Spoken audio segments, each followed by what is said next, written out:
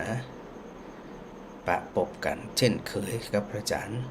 พระมหาบวรวิตรัตนโชโตเนาะวันนี้เป็นวันพุธที่4ธันวาคม2567ก็ถือว่าวันนี้เป็นรายการสดเหมือนเช่นเคยเนอสถานเนอหลายคนหลายท่านก็รอรุ่น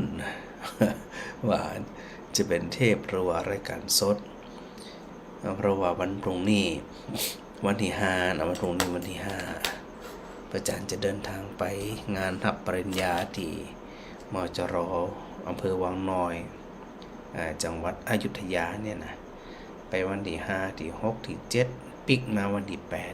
8ก็อาจจะบ่สะดวกในการออกรายการสดก็คงจะต้องเป็นเทพนะพระอาจารย์ว่านะวันนี้ก็เลยมาหาปะมาพบกับสถากรวันพรุ่งนี้ออกชงบ่ายก็คงจะไปถึงปุ่นก่อนน่าจะสัก2 ทุ่ม2 ทุ่มโดยประมาณเนาะพรุ่งนี้นะเวียงละกรไปปามกะ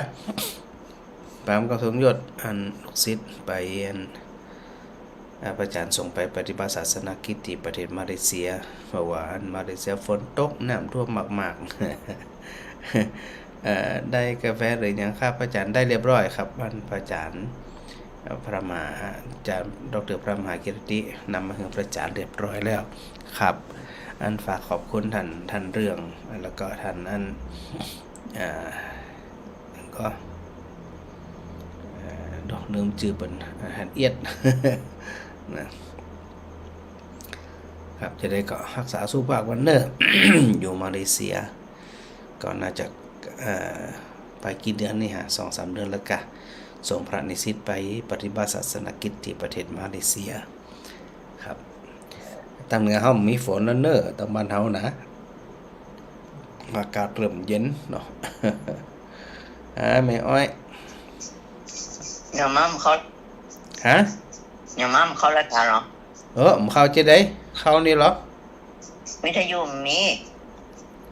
ฮะวิทยุบ่ออกนะวิทยุบ่ออกเพราะยังถึงบ่ออกหาเนี่ยดังตู้ๆนี่มันได้นี่กะอ้าวแม่ฟังสมศักดิ์ที่กะเป็นไอ้นี่อันนี้ก็เชื่อมสัญญาณแล้วนะออกอยู่รู้อันนี้โยมเป็นสีเปิ้นยังว่าออกอยู่เนี่ยตีเนี่ยบ่อยู่ว่ายังออกไงออกแก้วออกกันออกมาเองนี่ลูกดังตู้หมุนไม้โยมเป็นสีเปิ้นหวานออกอินนี่ใช่ไหมวิทยุมีเสียงเดี๋ยวพระอาจารย์ปั๊บกำไม่อ้อยจับเดี๋ยวพระอาจารย์แจ้งเจ้าหน้าที่กำเนอเจ้า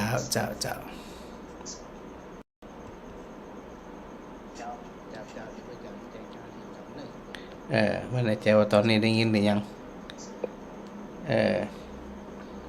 ไม่ว่าในใจว่าตอนนี้ได้ยินไม่ก็ออกแล้วนะไม่ก็เปิดแล้วเช็คว่าจันกำลังสถานีฟังวิทยุนะไม่ก็ออกแล้วนะว่าเสียงวิทยุดังหรือยังเช็คว่าจันกำลังสถานีฟังวิทยุนะอันนี้มันส่งสัญญาณไปแล้วนะนี่นะวิทยุดังหรือยังเช็คว่าจันกำลังไม่ใช่พรเราจะการจับเจ้าอย่างนี้วิทยุก็เนี่ยทางนี้เราจะการจับเราสิได้ยินแหละต้องพูดแหละ104ของอาจารย์วิศวัตรเนี่ยน่าว่าได้ยินแหละต้องพูดแหละ104ของอาจารย์วิศวัตรหน้าเสียงแกมาแล้วก้าวิทยุทางนี้ก็ยินฟังวิทยุแล้วน่ะชัดเจนจะดีนะแม่เจ้าพ้นอยู่สันกับแป้งนี่อันอากาศเย็นเลยยังก็บักคำฮ้อนอีฮ้อ นะ เข้า เป็นเจ้าหนาวอ่อนแก่ กาบแรงงานห่อนดิ วันก็ห้อนมันนะ เจ้ากะสีฮ้อนเหมือนกันนะวันนี้เจ้าวันนี้นะสีฮ้อน มันพอหนาวแล้วล่ะ มันตันเจ็ดกะมันตันหนาวเตี่ย วันมันแดดอ่ะมันหนาวอ่ะ เจ้าเดี๋ยวปุ่นอากาศมกราเพิ่นกะไม่ใช่พร เช้าม กรามันนึงเย็นริ้วๆอ่ะ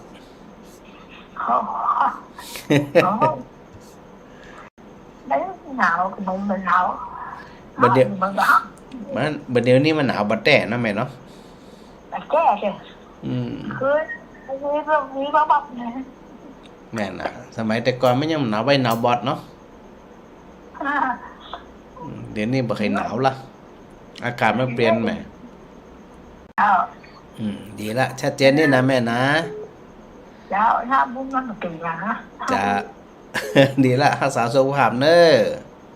dạo Dạo. สาธุเจ้าแม่สีพันร้อยสะเก็ด เจ้าอาจารย์เจ้า สาธุเจ้าชัดเจนดีก่อ ชัดเจนดีแม่ฟังตั้งแต่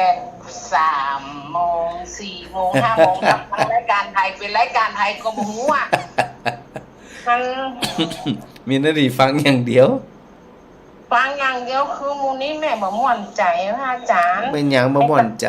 เปิ้นม่วนกันลืม ไอ้น้องแมวน่ะกับมันติดตาอยู่เนี่ย แมวยังบ่ถึงขวบบ่ถึงปีเตื่อยอ่ะ ๆเนี่ย แม่สอนมันหูกัน อันนี้เพิ่นฮ้องว่าจะได้อันเฮาเนี่ยต้องปล่อยต้องวางมันเป็นไปตามกรรมอันก็โดยธรรมชาติ อันหยังจะเป็นก็ถึงจะเป็น มันบ่ใจอ่ะพระอาจารย์คือเขาจงใจเนี่ย มันเป็นหยังกรรมไผเวรมันมันต้องไปใส่ใจหน้าที่ไผหน้าที่มันหน้าที่เฮาก็เฮา ตาแม่เนี่ยตีห้าไปถ้าแม่ลูกมาตีสี่เกิงมันจะมาละ มันจะมาหาละอย่าแล้วพอมันมานะแม่ก็ว่าโอ้ชายใหญ่นั่งรอน้องก่อนเนอะเดี๋ยวรอน้องมา น้องก็กินด้วยกันอีน้องเดี๋ยวยิงกลางมาแล้วยิงกลาง โอ้มีหลายตัวนี่ รอก็ยิงเล็กมาก่อนเนอะกระเดียวไอ้ตัวน้อยมานะอ๋อยิงเล็กมาแล้วกันลูกเดี๋ยวแม่ไหว้พระก่อนเนอะแม่ไหว้พระเดี๋ยวแม่ไหว้พระก่อนแม่แผ่เมตตาให้อันยายเขาก่อนให้อ้ายเขาก่อนเนอะนั่งรอแม่มันมาเข้าในบ้านเลยอ่ะพระอาจารย์มันนั่งรออยู่ที่หน้าประตูเนี่ย ก็ดูแลมันเต่าที่เฮาดูแลได้เจ้าดีละก็ถือว่าอันเป็นการมีกรุณาธรรมต่อสัตว์เนาะทำไป ส่วนใครจะเป็นเจ็ดได้เรื่องไผเรื่องมันนะ แม่แบบคิดเลยแม่แบบคิดว่าจะเป็นนะแม่ได้ยิน บ่ต้องคิดมันหยัง ตัว อ่ะ น้อยบ้านท่านนะแม่ได้ยินตัวน้อยท่านว่าเมื่อวันที่27ตอนเมื่อแรงค่ะ ดอก โอ้น้ำลายฟูมเลย แม่บ่คิดว่าเขาจะทำกับสัตว์ได้อย่างนี้ กรรมไผเวรมันจะไปใส่ใจ ทั้งที่เขาเอาเปิ้ลไปเลี้ยงอ่ะในเมื่อเลี้ยงแบบได้แล้วยังมาบอกก็ว่ามันจะน่าฮักมันจะงามกว่าสัตว์ของเขาที่เขาเลี้ยงไว้ในกรงให้ อันนี้คิดแทนเขาเหีย ของแม่งามกว่าของเขา เจ้ามันเป็นหยังก็ดูแลกันไปแต่ชัดเจนนี่นะแม่สุวรรณนะ เดี๋ยวก่อนพระอาจารย์แม่มันนะมัน ดอก ตา ยังจบเถีย ยังเดี๋ยวก่อนเดี๋ยวยังได้อู้เพื่ออ่านพระอาจารย์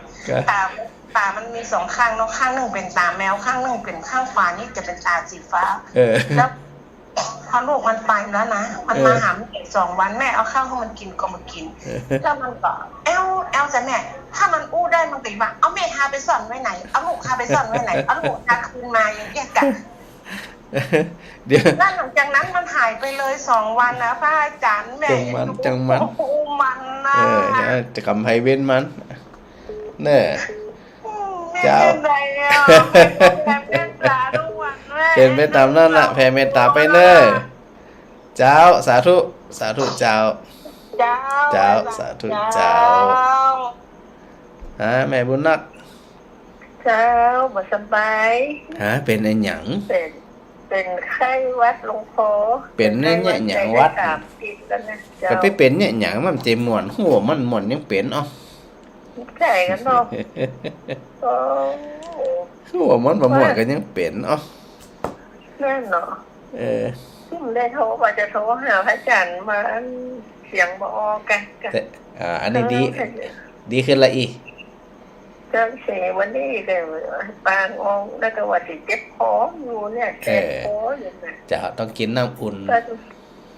ปวดตาเป็นตั้งแต่แม่วันที่15ที่วันร้อยกระทงแล้วก็ช่วยเป็นงานวัดก่อนวันก่อนนั่นเนาะเจ้าแล้วก็มีปอย2-3ปอยแกก็ไปปอยงานชกติ๊กแล้วก็งานวัดแล้วก็งานร้อยกระทงเมื่อคืนนั้นแกยังไปปล่อยกุ้งปล่อยอย่างกระทงด้วยมูอยู่เสียไม่คืนมากะเป็นไข้โดนผัวเขาโรงพยาบาลป้องหูอย่างหัวห้อยมัดแล้วอ่ะโอ้สุมาเถอะอยู่จะฟ้าใส่ความไปหาหมอมันจะได้ให้ขาดปล่อยให้เป็นนักว่าเป็นนักเป็นวันเดียวไอ้น้องมาหมดตันเจ้ากับไรติ๊กเป็นนำแล้วมันจะได้นอนด้วยกันนะพงนอนนอกพอหนูนอนในห้องมันก็ติ๊กกันในจะได้ว่านั่นหรอกเจ้ากับไรเป็นก็ไรบอกให้หายเจ้าเดียวเนี่ยเดี๋ยวมันต้องอาศัยเวลาไหมบางที่สุขภาพหมอจงรอบแล้วนะลูกบ้านไข่เจ้าก็มันเป็นอย่างก็เป็นที่สุขภาพมาตัวอย่างตัวแต่มาถึงหาให้ที่นี่ดีขึ้นเรื่อยๆละก็ก่อยดีขึ้นเด้อเป็นกำลังใจนะปล่อยมาได้โทรหาพระอาจารย์ว่าพระอาจารย์ไปลงไปอันปุ่นจัดหลายวันก็ถึงฟังนอนฟังเนาะเสียงบ่ออกเป็นอย่างฟังไปเถอะจิตใจฝึกจิตใจเข้มแข็งเนอะเจ้าสาธุแม่บุญนักเจ้าแสดงว่าชัดเจนดีแล้วมันก็ศรัทธาแม่มาลีโทรมาหันขึ้นเนอแม่วินแม่อ้อยบ่ขึ้นเนอมันบ่ขึ้นนะจอนะ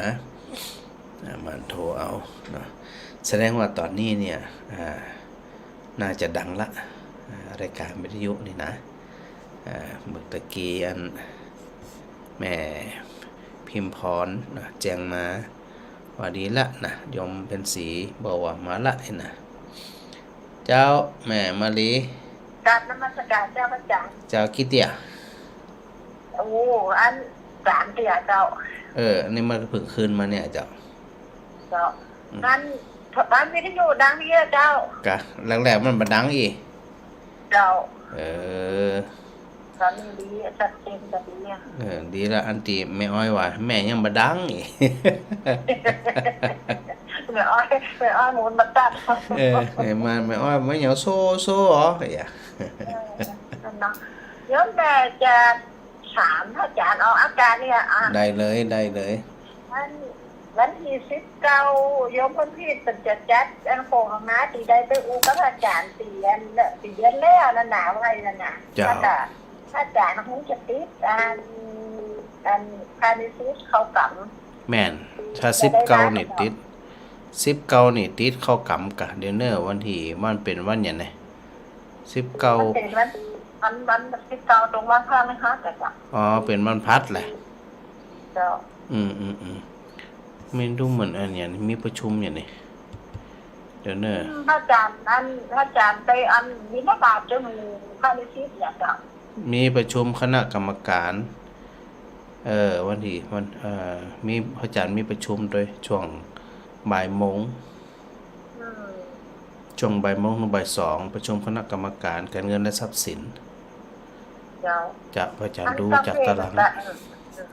ตั้งเพศก็ได้กำหนดงานแล้วนะพระอาจารย์บอกว่าเวลาใดน่ะเวลาใดมาเจ้า9 โมงก็เลยเจ้า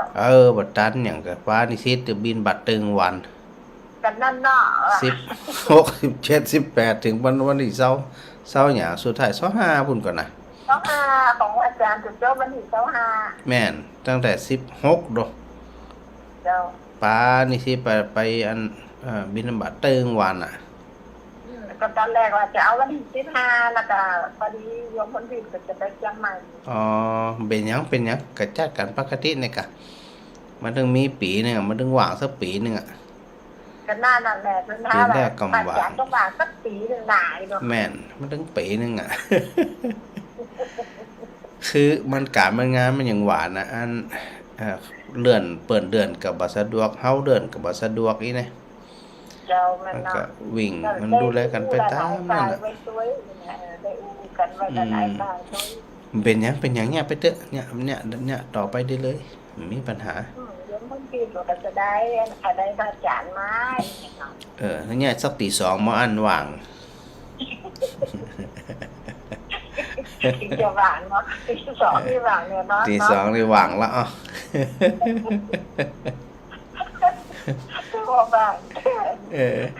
อันแรกกำว่างวันก็ได้มื้อแลงก็ได้มื้อคืนก็ได้เดี๋ยวพอดีล่ะมันนี่มันต้องอากาศหนาวก็แปลว่าอาจารย์จะบ่ว่างนี่เนาะก็เป็นหยังอันหมอนี่มันจะมีความลับหยังความลับก็บ่มีเจ้าสถาหัวเสือจะได้อันสบายใจด้วยว่าจะได้ไปจัดมาก็จะได้ฮู้กันว่าติดงานนี่กะฮู้ด้วยทั่วกันปีแล้วก็บ่จะได้เห็นอาจารย์ปีแล้วนี่มีเสียงเลยปีแล้วนี่ปิดวัดงอมแงมแล้วปีแล้วอาจารย์จังหวะไงจังหวะมันเป็นหยังว่ากันไปเสียงเป็นบ่มีหรอปีแล้วนี่แย่เลยปีแล้วนี่นะปีนี้ก็พยายามจะบ่เป็นหยังนะแต่ช่วงบินบาท10วันนี่นะแต่ว่ามันต้องบินถึงวันมันไปถึงวันเขาไปได้พักก่อนนะแล้วก็ไปโดนมันหมอกเหมยหรือเจ้ามันก็ต้องจะได้ก็พยายามอยู่นะพยายามมันรักษาสุขภาพอยู่เวลาเปิดกินเขาจะบ่นอนเวลาเปิดนอนเขาจะบ่กินนี่ก็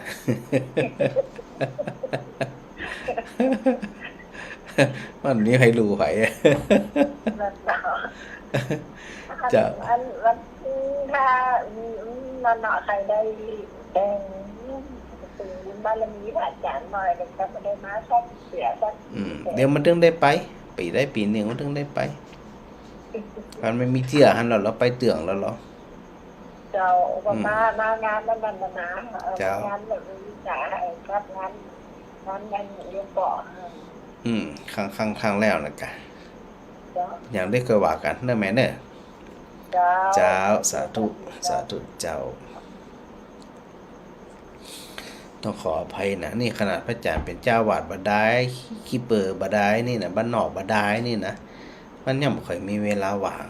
พระเถระพระที่เปิ้นนั้นฝ่ายปกครองสำให้ก็บ่ต้องจะเอาเวลาที่ไหนเนาะสถานเนาะนั้นนักกันในขนาดพระอาจารย์เป็นเจ้าบดายเนี่ยมันยังบ่ค่อยว่างเจ้าแม่มาลีแม่มาลัยเจ้าแม่มาลัยกำลังอุ้มแม่มาลีตะกี้มาแต่แม่มาลัยอ่ะจะเปลี่ยนเป็นแม่มาลีมันก็พระอาจารย์เปลี่ยนชื่อสถานเปลี่ยนชื่อให้กันนวดในกันเนาะแม่สินวดยังเปลี่ยนชื่อพระอาจารย์เหรอหายแซ่บมหันโทรมาแล้วนี่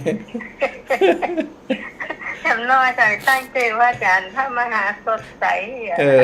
สดน่ะเปลี่ยนทุกที่เป็นมหายังมหาสดใสฮะมะตัวที่กำหนดว่าแม่นึงแล้วอาจารย์เจ้าแต่เจ้าแม่บอกเฮ้ยน้องมาน้องนั่นแล้วนะว่าอาจารย์เจ้าไปลืมเด้อวันมันเป็นวันศุกร์นะเจ้าวันที่ก็อาจารย์จะมาวันศุกร์เที่ยงก็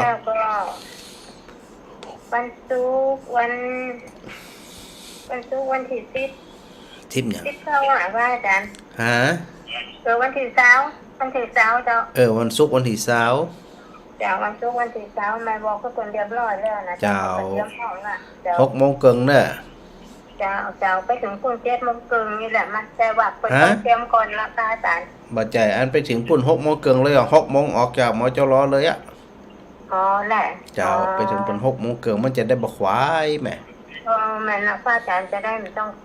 เหนื่อยนะพระอาจารย์เนาะก็อันพระนิสิตจะต้องปิกมาปฏิบัติธรรมแหม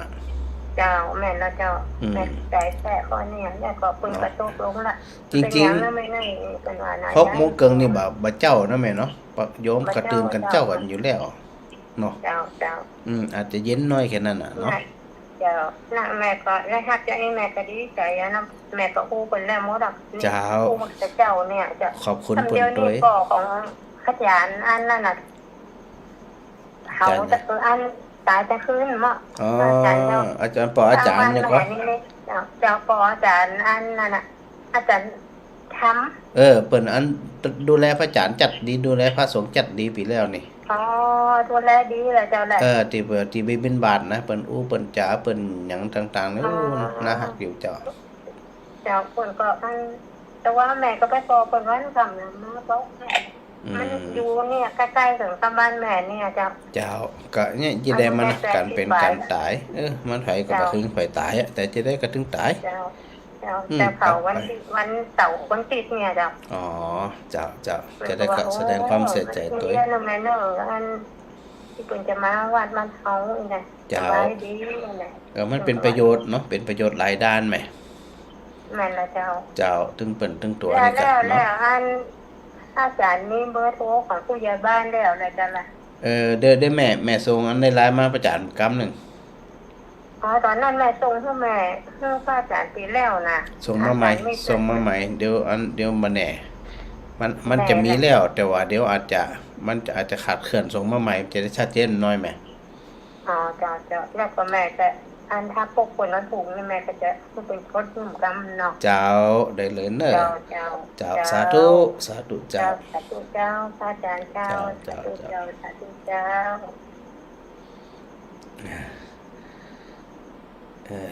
หลายคนโทรมาบ่ได้ฮับมันบ่ขึ้นหน้าจอมันหมุนเอานะมันเต็กเอาก็แล้วกันนะก็จะทบทวนเนาะในเรื่องของพระนิสิตมาปฏิบัติธรรมปฏิบัติวิปัสสนากรรมฐานจริงๆเป็นไปตั้งแต่วันที่15แล้วนะ15ธันวาเนี่ยแต่ว่าเริ่มปฏิบัติแต่เนี่ยเป็นวันที่16เนอะเจ้าแม่มาลีขอไปแม่อ้อยจับมิดจับผัดข้าพเจ้ามันคือเหมือนดังโซที่อ่ะตอนนี้เหรอตอนนี้ดังละน่ะบัดได้สวดอิติปิโสตะกี้มันแทรกเอาของคาถาไทยมันแทรกคาถาหรอเดี๋ยวก่อนยังไม่วันผูกไปเอาผูกอันจะปาไปโรงพยาบาลไปเอาจะไปเอาหนักเด่นนะจะมาตอนได้โมโหเปิดไปขายของอยู่กี่โมงไงแม่สะดวกกี่โมงอ่ะพุ่นก็ขายของมาพุ่นก็กี่โมงไอ้ตันมาของหน้าบ้านเนี่ยกี่โมงขายมึงก็เอาสักกี่โมงดีอ่ะ10 โมงบ่10 โมงก็ได้10 โมงจะเอาอันตาไปลงมาขายของไปแล้วเขาจะได้ตัดแล้วก็เขาจะได้แบกออกไปไว้กินดังนอกนี่จะไปเอามานักตะกี้พระอาจารย์ก็ไปนิคมมาแหมส่วนหนึ่งแล้วนะมาเอามาอันก็ฮะนักถ้ามานักกระปอกสู่กินเลยเอาผูกผมตอนหนึ่งก็อันมีกิจกรรมมันปอกจะคิวฮะเจ้าพิวมันเนี่ยเจ้าพักอยู่อื่นลงนี่กะเป็นไงได้พระอาจารย์แจกสถาไปปลูกก่อน ปลูกส่วนหนึ่งแจกส่วนหนึ่งกะสถาไปปลูกเอาไปปลูกบ้านกำฮือกำเลยกะประมาณ10 โมงนี่นะเจ้าโดยประมาณโดยประมาณเจ้าควายจะได้ดีนอนอ่ะเดี๋ยวพระอาจารย์นั้นออกจากวัดแล้วพระอาจารย์จะโทรหาเนอะเจ้าเดี๋ยวถูกนะนมัสการเจ้าสาธุเจ้าแม่น้อยเจ้าสาธุเจ้าไว้สาเจ้าอาจารย์ปิ้นบ้านไหนก็บ้านอย่างเดียวนี่บ้านไหลหน้าน้อยแหละเจ้าไหลหน้าน้อยนี่บ้านวันเหี่ยง เดี๋ยวจะรอกรรมไหลหน้าน้อยเป็นวันที่17แม่ธันวาจ้ะ ธันวาเนี่ยกะเอา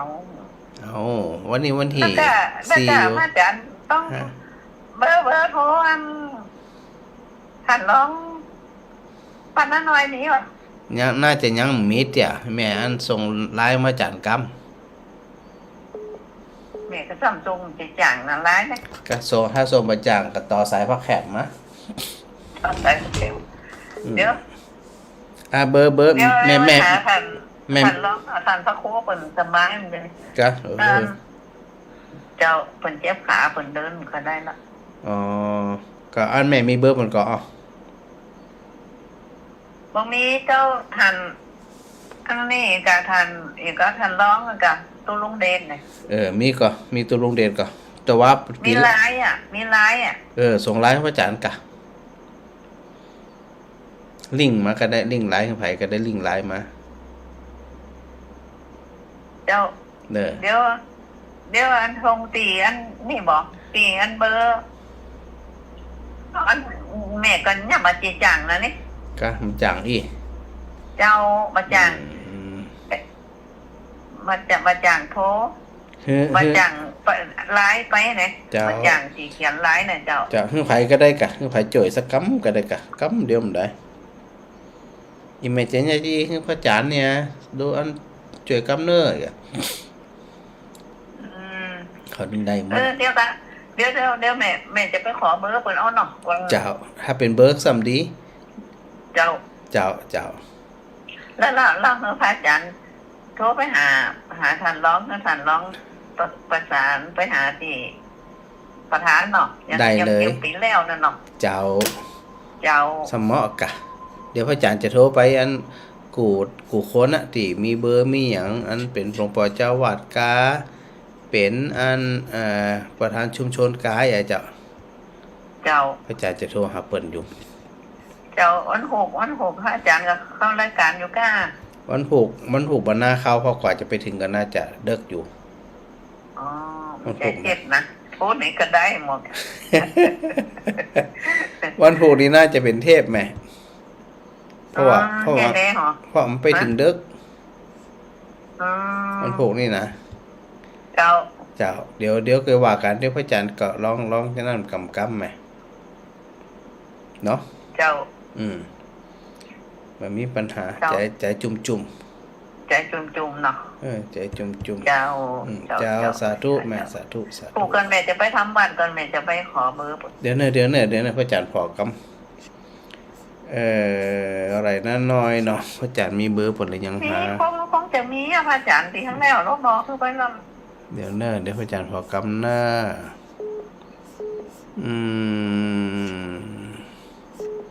ปกติพระอาจารย์จะเกี่ยอันนั้นไปหมดแล้วนะไร่นาน้อยอยู่ตรงใดเดี๋ยวนะวันที่อย่างเดี๋ยวนะไร่นาน้อยแหละเดี๋ยวนะมีอันมีแล้วอันท่านร้องสมเด็จนั่นนะเจ้าโอเคมีแล้วก็ประธานชุมชนอันหนองบัวก็คือสมเพชรมันก็มันใจสมเพชรเอาไปแล้วเจ้ามันขี่ตีละเอาไปดำเดียวแหละอันลุงนันเอานันเนี่ยเดี๋ยวพระอาจารย์ประสานงานไปที่อันหันสมเด็จเนาะเจ้าคือท่านร้องคือเปิ่นโทรไปหาตีเปิ่นเจ้าแต่มันคงเป่าตัวเนอร์อย่างปีแล้วเนี่ยดาวมันปีแล้วนะแม่เจ้าได้เลยเนาะเปิ่นประกาศเจ้าพระครูอดิศัยนี่คือเป็นเจ้าอาวาสนี่ด้วยนะเจ้าท่านร้องก็คือท่านสมเด็จเนาะเจ้าโอเคแต่ว่าอันก็ของเปามีอะไรนะน้อยของเปานี่ยังมีเบอร์บนเตียงนี่มีบ้านหลวงมีกับบ้านหลวงเป็นยังเดี๋ยวพระอาจารย์ก็ประสานงานเปิดเนาะเจ้าสาธุแม่เจ้าสาธุ เอ้าหลายคน โทรมาใหม่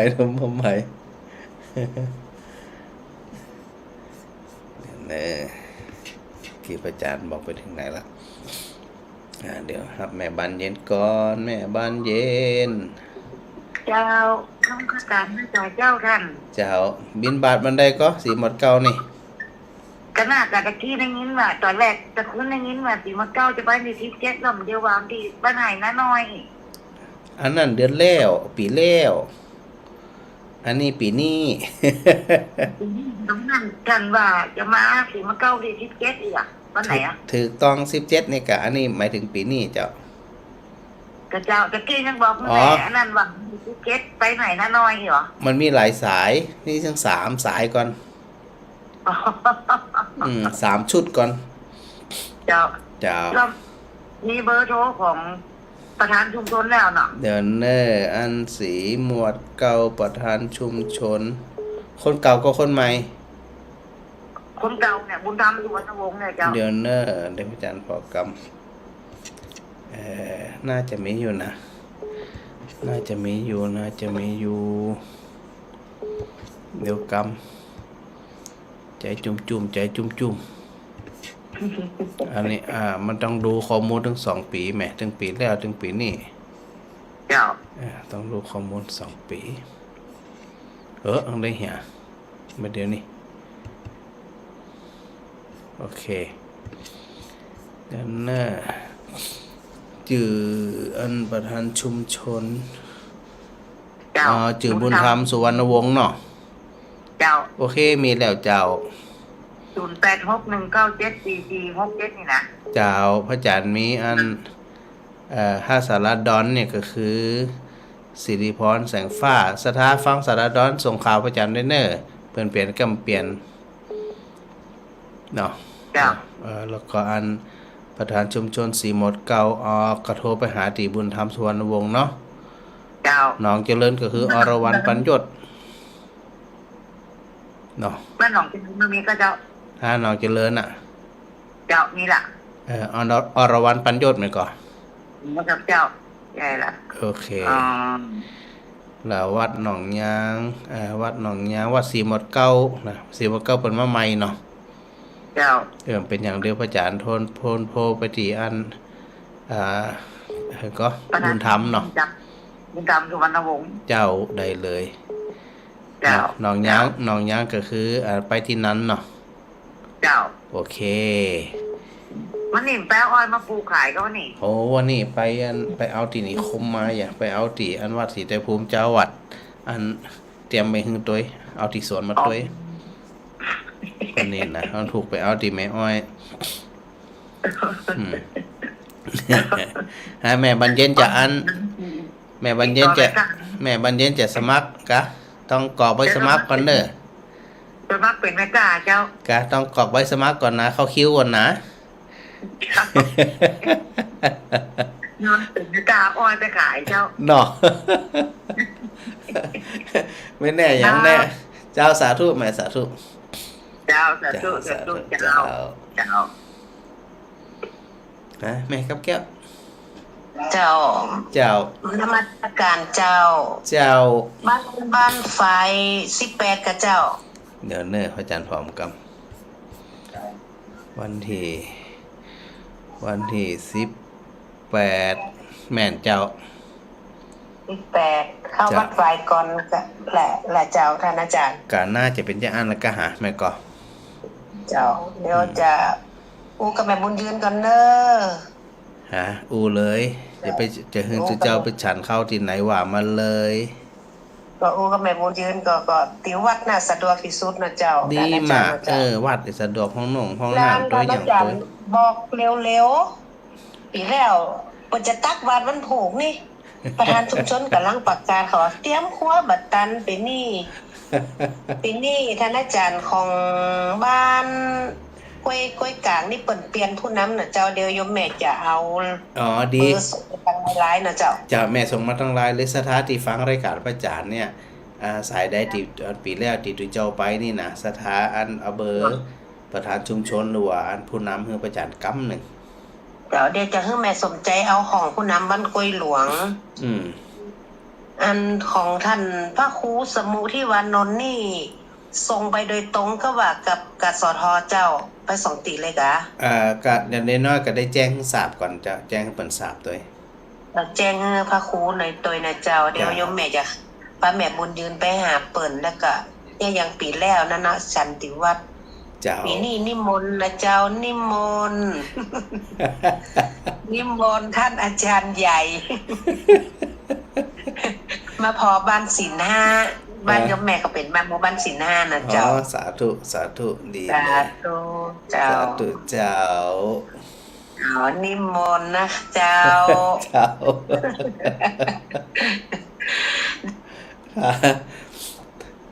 วันหนึ่งพระอาจารย์จัด3 สายนะเผลอๆบางวันเนี่ยอาจจะ4 สายผมซ้ำนะอันนี้ไผฮะรมบุตรนี่ไผ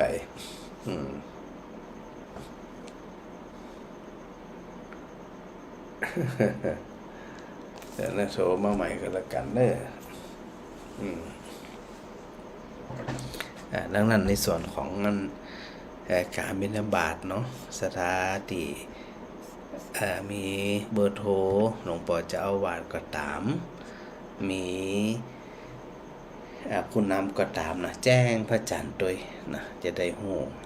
แม่สิบุตรพระอาจารย์เจ้าเดี๋ยวไปแอลพอสอนอ้อยเด้อ เดี๋ยวก่อนรอปลูกอ้อยก่อนเดี๋ยวแม่จะไปพอสอนอ้อยมันรับรองบ่ผิดหวังอ้อยจะได้ใส่กระถางนะโอ้มันเปิดมาเนี่ยฝ่ายเนี่ยเปิดตีเปิดมาพอบ่มเจพออ้อยนะเปิดมาพออ้อยอยู่ในกระถางนะส่วนมากนะ ไปพออ้อยไปพอไหนก็ได้เนาะมีปลาเลือมันก็ถ้าปลูกในกระถางปลูกจะใดเนี่ยจะใดครับเปิดจะมาพอกันทีเปิดกับปลูกกับดินนี่กันเดี๋ยวเนี่ยมาพอในกระถางเท่านั้นน่ะที่สถานจะปากันมาพอเนี่ยจะใดกันบ่เดี๋ยวนี้เนาะปลูกสปาบ่ใจให้ปลูกสปากะจะมาซื้อเลยนะกะจะมาซื้อเลยนะปลูกไว้ขายด้วยล่ะปลูกไว้กินนี่กะปลูกไว้กินไว้แจกเลยกะ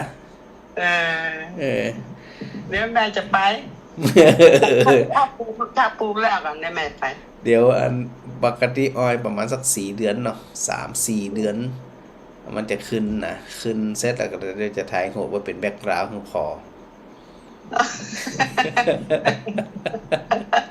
อย่าสปาบ่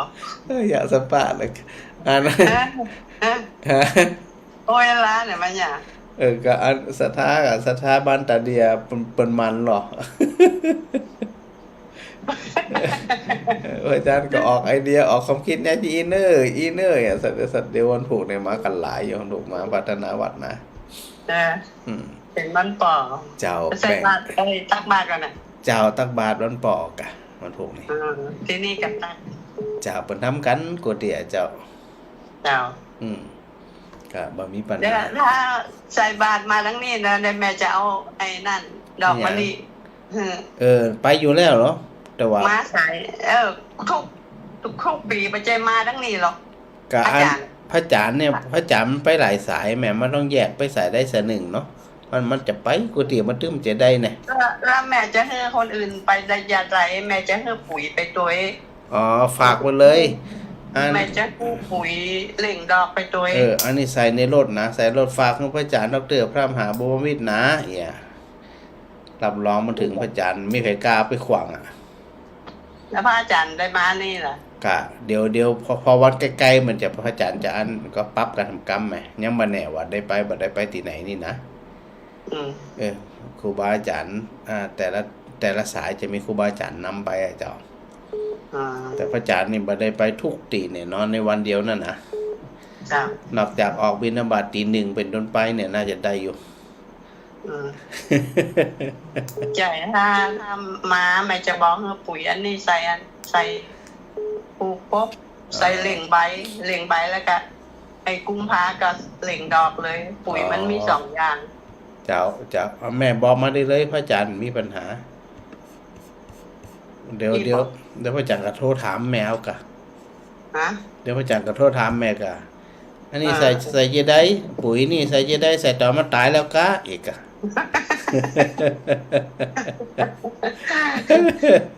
บอกถ้าพระอาจารย์มาทั้งนี้ก็ฝากเขาไปได้ล่ะฝากได้หมดแม่ฝากเขามาก็ได้เขาก็มาจอดรถหน้าบ้านนี่น่ะถ้าตอนแรกนะเขากินข้าวเพิ่นกินข้าวแล้วโพดไอ้พากลับไปบิณฑบาตบ้านปงไปบิณฑบาตบ้านปงแล้วก็มาแล้วคนที่มาก่อนก็มาจอดหน้าบ้านนี่แม่นี่รอตูนที่มาที่หลังอ่ะเจ้าแล้วก็ไปบ้านวังแข้ง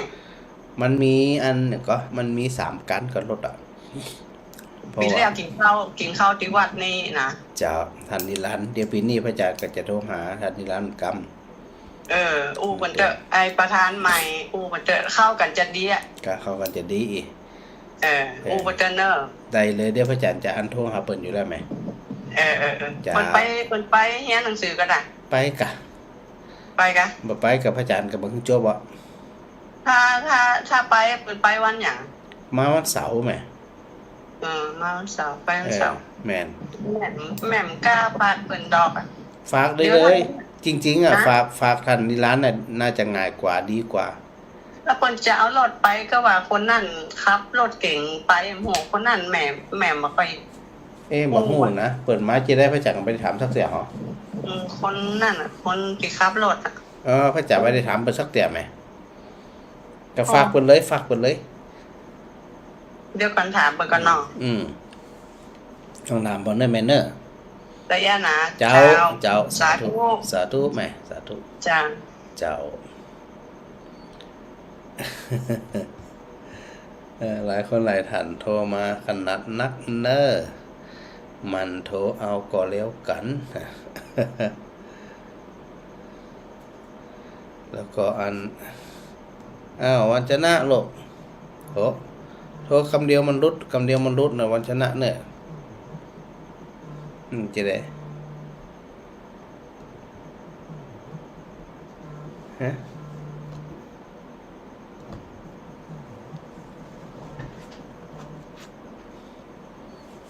เดี๋ยวมันบัดได้ขึ้นหน้าจอนั่นเดี๋ยวก็ว่าใหม่โทรมาใหม่เนี่ยวันชนะแล้วก็ตะกี้ถึงไหนสถาติลายมาแหลกๆเขาตัวใหม่อันเปิ่นพิมพ์มาเนี่ยมันก็จะหายไปนะสถานะแม่ต้อยก็หายไปละเรื่องแล้วก่อนอันนี้ลูกศิษย์เนาะเดือน6 เดือนแล้วไปอยู่มาเลเซีย6 เดือนโยมอัญชันวงศ์จังเงินสาธุนะถ่ายประจันมาแม่เรนูชัยวงศ์เดี๋ยวอ่านไปก่อนเดี๋ยวมันจะหายตั้งบนมันจะลุดไปนะแม่เป็นสีสุทธะโยมมันสีบวมเสียงมาแล้วนะแม่พินพรได้แจ้งกันละสาธุโดยไอ้จ่าเจ้าสถาตาสีเขาอยากทุกแก่นน้อยจังสถาโทอยากสถางงเงี้ยแต่เจ้าสุขใจสบายใจวันนี้บ่ขายอ้อยมั้งกะวันนี้ไปเอามาแล้ววันนี้นะบางส่วนไปเอามาแล้วมันถูกไปเอาบ้านแม่อ้อยนี่แต่คนจะมาจะขายหนูอ่ะมันต้องเข้าคิวนะกรอกใบสมัครก่อนนะยื่นก่อนนะ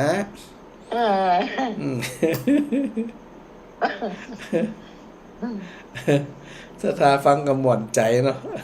หม่วนแต่มีความสุขดีเนี่ยตีจะอู้ถึงอ้อยนี่นะแต่ว่าอาจารย์จะไปเป็นเดือนนี่โอ้จะงงขนาดเหมือนประกาศจอนโยมมีที่พระอาจารย์อู้ถึงหลังอ้อยเนี่ยเฮาอู้เวลามีการมีงานเราไปจ่อยออกลงตรงฐานจิตมันไปถึงพูดจิตเป็นบุญเจ้าจิตที่ไปจ่อยแล้วความหวานความสดชื่นเนาะคือความหวานความสดชื่นกับร่างกายมันได้กินของพระอาจารย์เราก้านี่หยัง มันได้ไปนะกะโหเหมารถมาเลยเหมารถนั้นสีหลอกเลยเหมารถไปกินอ้อยนี่นะแม่จะเหมารถไปไหนอันแม่จะเหมารถไปกินอ้อยที่พระอาจารย์ไปกินอ้อยพระอาจารย์บอกว่าไม่กี่แหละอันการรถอะไรเนาะการรถปันหนึ่งไปกินอ้อยอะไรเช้า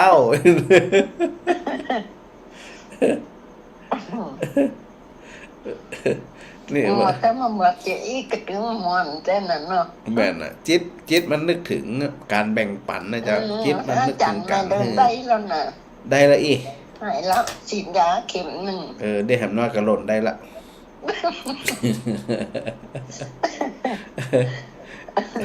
ตอนนี้เดินได้แหมน้อยกระหล่นละ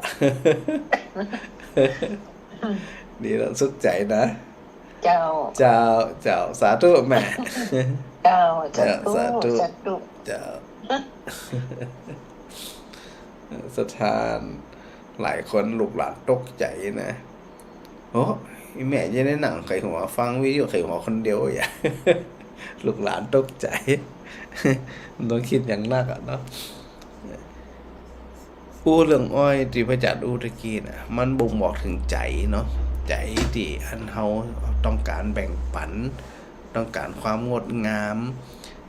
คือเฮามองเนี่ยมันเป็นต่างบุญต่างบวกนะบุญโดยบวกตัวเนี้ยโอ้พระอาจารย์ว่ามันส่งจิตเฮาเนี่ยได้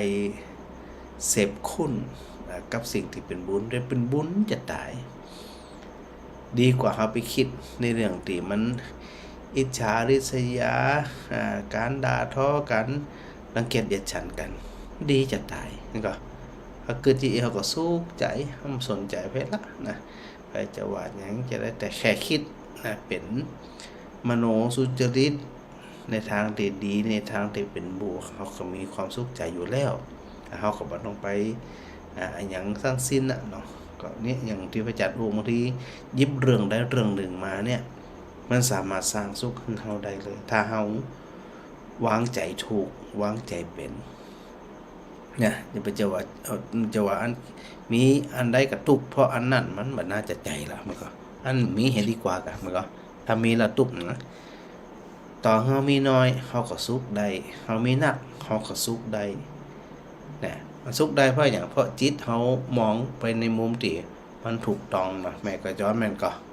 แม่นพังมันอู้นี่แหละพังมันที่นี่จ้ะฟังคนนั้นอู้คนนี้อู้ก็หม่นเนาะแม่เนาะพังมันอู้ก็หม่นเลยคนที่ว่าแบบจะมากระโชว์เหตุกรรมเนาะโชว์เหตุกรรมกะเหตุกรรมนะปล่อยดูเจ้าจมอยู่ตนเดียวคนเดียวไปได้จะได้ฉะนั้นน่ะจะว่านั่นน่ะปล่อยดูเจ้าจมอยู่ติ๊กๆอ่ะต้นใหญ่อย่างกำหม่อนได้บ้างคนอู้จิตมันเป็นบุญเดินสายเนาะป้องก็ฟังเป็นเดินสายไปทั้งได้เนาะวันพุธนี่น่าจะเป็นเทพแน่นอนอ่ะกว่าจะไปถึงปุ่นอาจจะเลิกอยู่จังอย่างกับฟังม่อน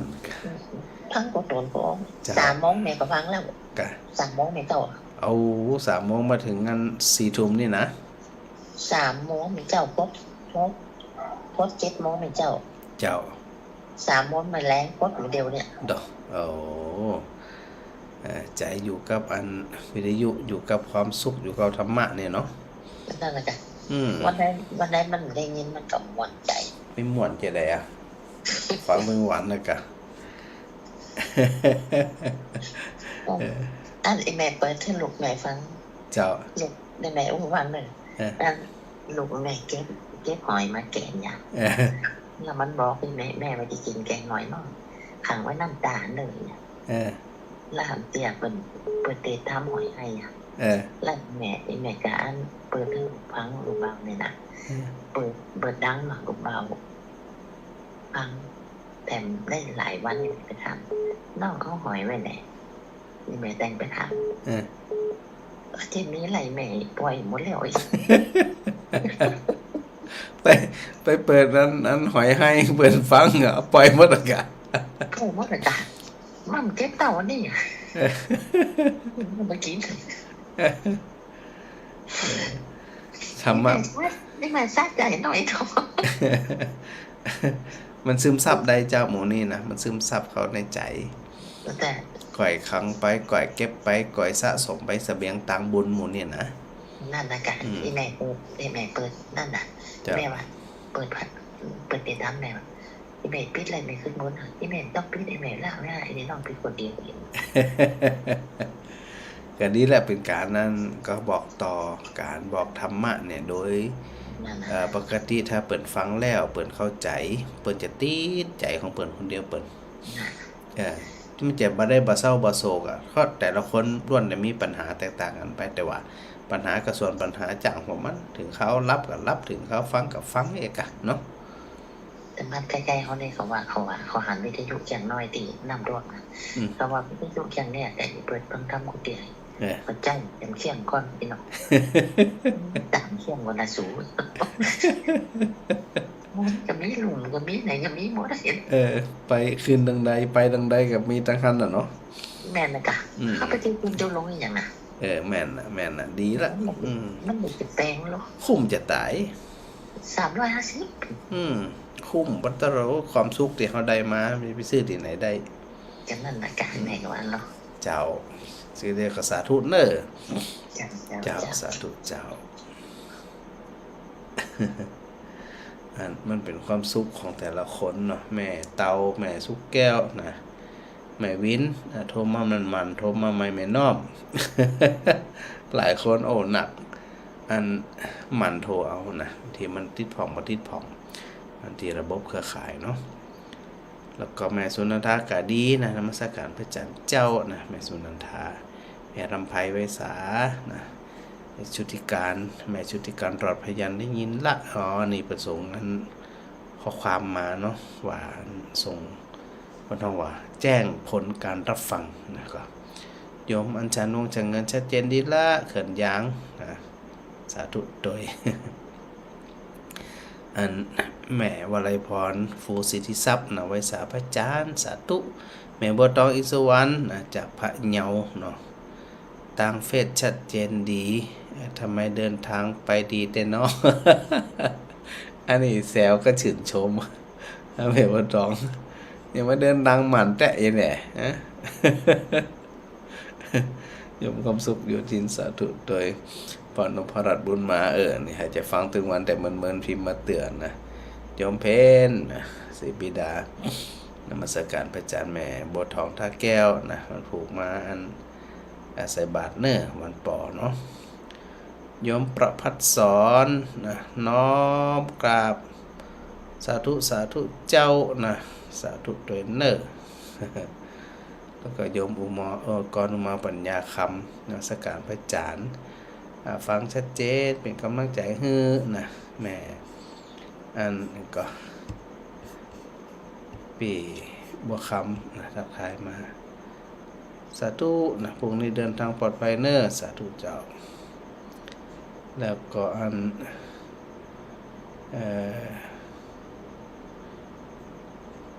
อันนี้เซลกันโยมแม่จันจรัตน์นะโยมแม่เนอ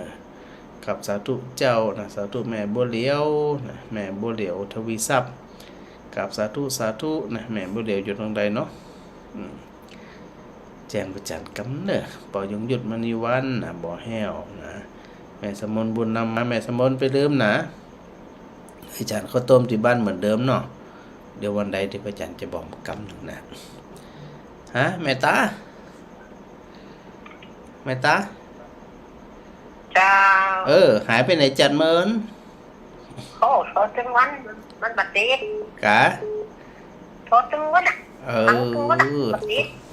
วันนี้เราเห็นกำติดเลยเหรออันนี้โทษแต่เดียวเนี่ยแหละเจ้าแต่เดียวติดเลยอีเจ้าติดเลยกับแสดงว่าสัญญาณมันจับพอดีอะเนาะแม่โทรถึงวันมันบัดติดมันบัดขึ้นเนี่ยมันเป็นอย่างมั้งการเนี่ยมันบัดขึ้นหน้าจอแม่จ้านี่มันกับอ่านอย่างเดียวกันนี่มันขึ้นหน้าจอเลย เลยขึ้นนี่แล้วก็เลยกดฟอนติดเลยเจ้าอันนี้ถ้ามันเจ้าโทรมาเป็นกำลังใจพระอาจารย์เลยเจ้าสาธุแม่ตาปงกาสมปราบสาธุแม่สาธุเจ้าให้แม่สุแก้วสารปีนมัสการเจ้าทำกรรมให้ได้บทเรียนให้ยังก็อ้อยสำฟางอันมาสั่งอ้อยวัดอุทุมพรไปขายข้างร้านก๋วยเตี๋ยวกะ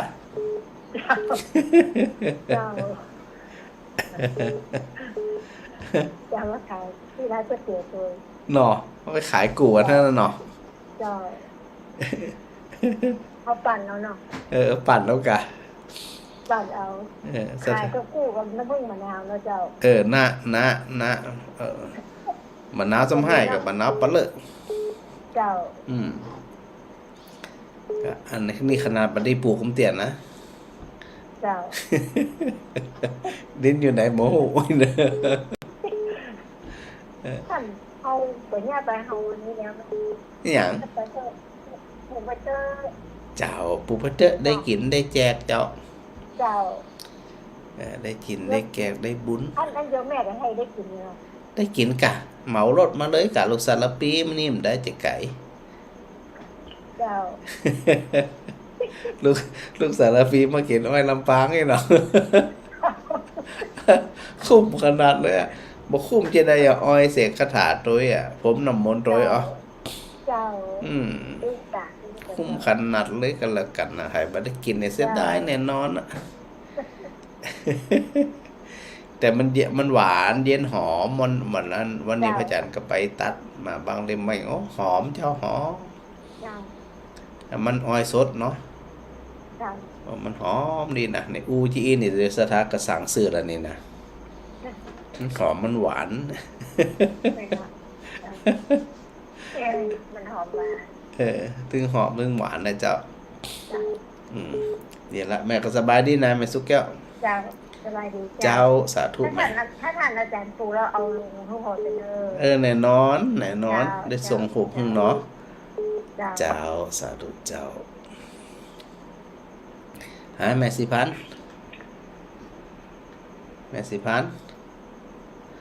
สันซ้ายเหมือนแล้วเนี่ยวันนี้แจกเจ้าเหมือนอะไรอีกกระตู้มันกระเจ้าได้ยินประตูกันก็แค่ว่าจะเป็นยังไงกะม่วนนะเนาะเหลืองอ้อยลำปางหวานอ้อยลำปางหวานแต่หนาหวานไม่ใช่หวานมาได้หวานแต่หนามันนี่มีหนาด้วยนะนมนี่ไปแอลลำปางบ่อยมากเลยมาจากลำปางกันเดี๋ยวมาเลยเนี่ยเดี๋ยววันพระจันทร์นั่นศรัทธาตาเดียจะแจกหนังลำปางก็จางบะหมี่ทอดนาฬิกาจำนำกะไปจะเปลี่ยนไม่จังคนละปั้นกันจ่ายจะได้จ่ายหมดละหมดเลยมันหนีได้แข็งหมดยอดนาฬิกาจำนั้นลำปาง2-3 วันไปเอามาแล้วคุ้มเนาะเอาใจในลำปางคนน่ะไปดูหนังลำปางหรอจังไหนลงนี้ไปเลยมันลำปางกับหมวนแบบลำปางนี่กะเดี๋ยวมากินอ้อยลำปางกันละกันนะดูว่าจะหวานมันจะไม่ก็มันใจจังบ้างก็สบายนี่ร้องซื้อแบบสบายใจอ่ะเจ้าฟังแล้วสบายใจเดี๋ยวไปมาเดี๋ยวอย่าลืมนะขอโทษอะไรกำเธอเนาะไปเรื่องมาจิ้มอ้อยลำปางเนอะจ้ะลำปางลองเทียบความหวานไปมันโค้ไปนะไปกันนานเลยอ่ะเกิดกับไปเจอน้องไงเอาวันอ่ะเจ้าเป็นอย่างเดี๋ยวมีจังหวะเดี๋ยวมีจังหวะกับปลามาปลาขันมานะแม่เนาะชัดเจนดีนะสันซ้ายเจ้าสาธุแม่สาธุเจ้าสาธุเจ้าเจ้าสาธุเจ้าหายไปในจัดเมินนี่แม่สมใจนี่แม่พระอาจารย์ ารย์ว่าจุ๊บแม่ปอหอมไม่อยากแม่ก็ปอหอมนะจ๊ะว่ายังหันล่ะกะคนนั้นคนนี้ถามหาเนี่ยล่ะกะขอบคุณแม่มะลิที่เป็นห่วงแม่สมใจน่ะเจ้าก็ถึงว่าหายแซ่บมันเจ็บอกยังหายแต่มันตึงปักอยู่เนี่ยแม่จุ๊บแม่ก็มีไปหาหมอนะเจ้าแต่ถ้ามันบ่รุนแรงอย่างเป็นแต่เป็นหวานเนี่ยเดี๋ยวมันก็ค่อยหายแม่แล้วมันก็หายไปต้องก็ต้มน้ำเรียบร้อยอ่ะนะเราจะมาวันที่18นี่แหละเจ้าบิณฑบาตน่ะก็จุ๊บแม่จะไปขออันเบอร์ของผู้นำก่อนเลยขอของพระจันทร์กรรมกันแล้วแม่จะส่งให้แม่กับแก้วเราแม่กับแก้วส่งไลน์ไปหาได้เลยเพิ่นผูกก่อนจุ๊บแม่จะไปบอกให้แม่อภรเดชตุงวงศ์เจ้าพอเปิดสนิทกันเนาะเฮามาอยู่นี่เฮามันจะสนิทเปิดเนาะก็วันที่18มาแม่บางทีแม่จะไปเนี่ยก็ต้มก็อย่างหยังหมอก็แม่กับแก้วพุ่นแหละก็อันยังก็ได้เอาสถานง่ายด้วยนะจะไปลำบากนะเอาสบายง่ายๆเนอะก็แม่กับแก้วว่าจะเข้ากองก็ว่าต้มเข้าอย่างหมูนี่ยังก็ได้เอาสะดวกเลยเอาสะดวกสถาว่าอย่างนั้นเนาะจนแม่ก็ใจซ้องว่าจานว่าจานมาหนาของมาสายนี่นะนี่เรียกว่าจานมาได้มารู้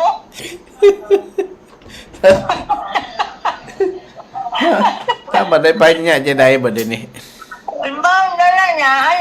เบิ้งอย่างก็จะธนาคารเดี๋ยวแม่ก็น้องจดไปเลยมูเป็นอย่างหาไม้จดไม้กะเดี๋ยวนี้ตะกามันอยู่แหละเดี๋ยวอันพระจันทร์จะอันทยอยโทรหาผู้นำโทรหาเจ้าวัดเจ้าถ้าได้เบอร์ได้อย่างนั้นนะเราปากกามันอยู่ไหนอยู่ตรงไหนมันลองจดไปเลยจะเรียกอะไรนะเป็นยังหาไม้แม่หาไม้หรอเดี๋ยวรอคนว่ากันไม่หรอได้เลยรอคนอื่นกว่าคนจะรอโทรหรอว่าจานหรอเจ้าสาธุไหมสาธุเจ้าเดี๋ยวพระจันทร์ทวนกรรมนะพระนิสิตที่พระจันทร์ได้บอกไว้แล้วนะว่าระเบียบเนาะเป็นระเบียบเป็นข้อบังคับบ่ว่าจะเป็นตัวเจ้าก็ตามบ่ว่าจะเป็นละเด็กละอ่อนคนบ้านก็ตามตีไปเรียนมหาวิทยาลัยสงฆ์นี่นะ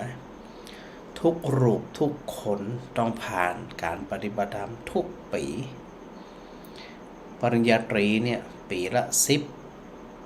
10วันแล้วก็ทุกคนต้องเข้าปฏิบัติถือว่าเป็นภาคบังคับถ้าบ่ได้เข้าบ่จบแน่นอนเพราะตั้งผู้บริหารทางคณาจารย์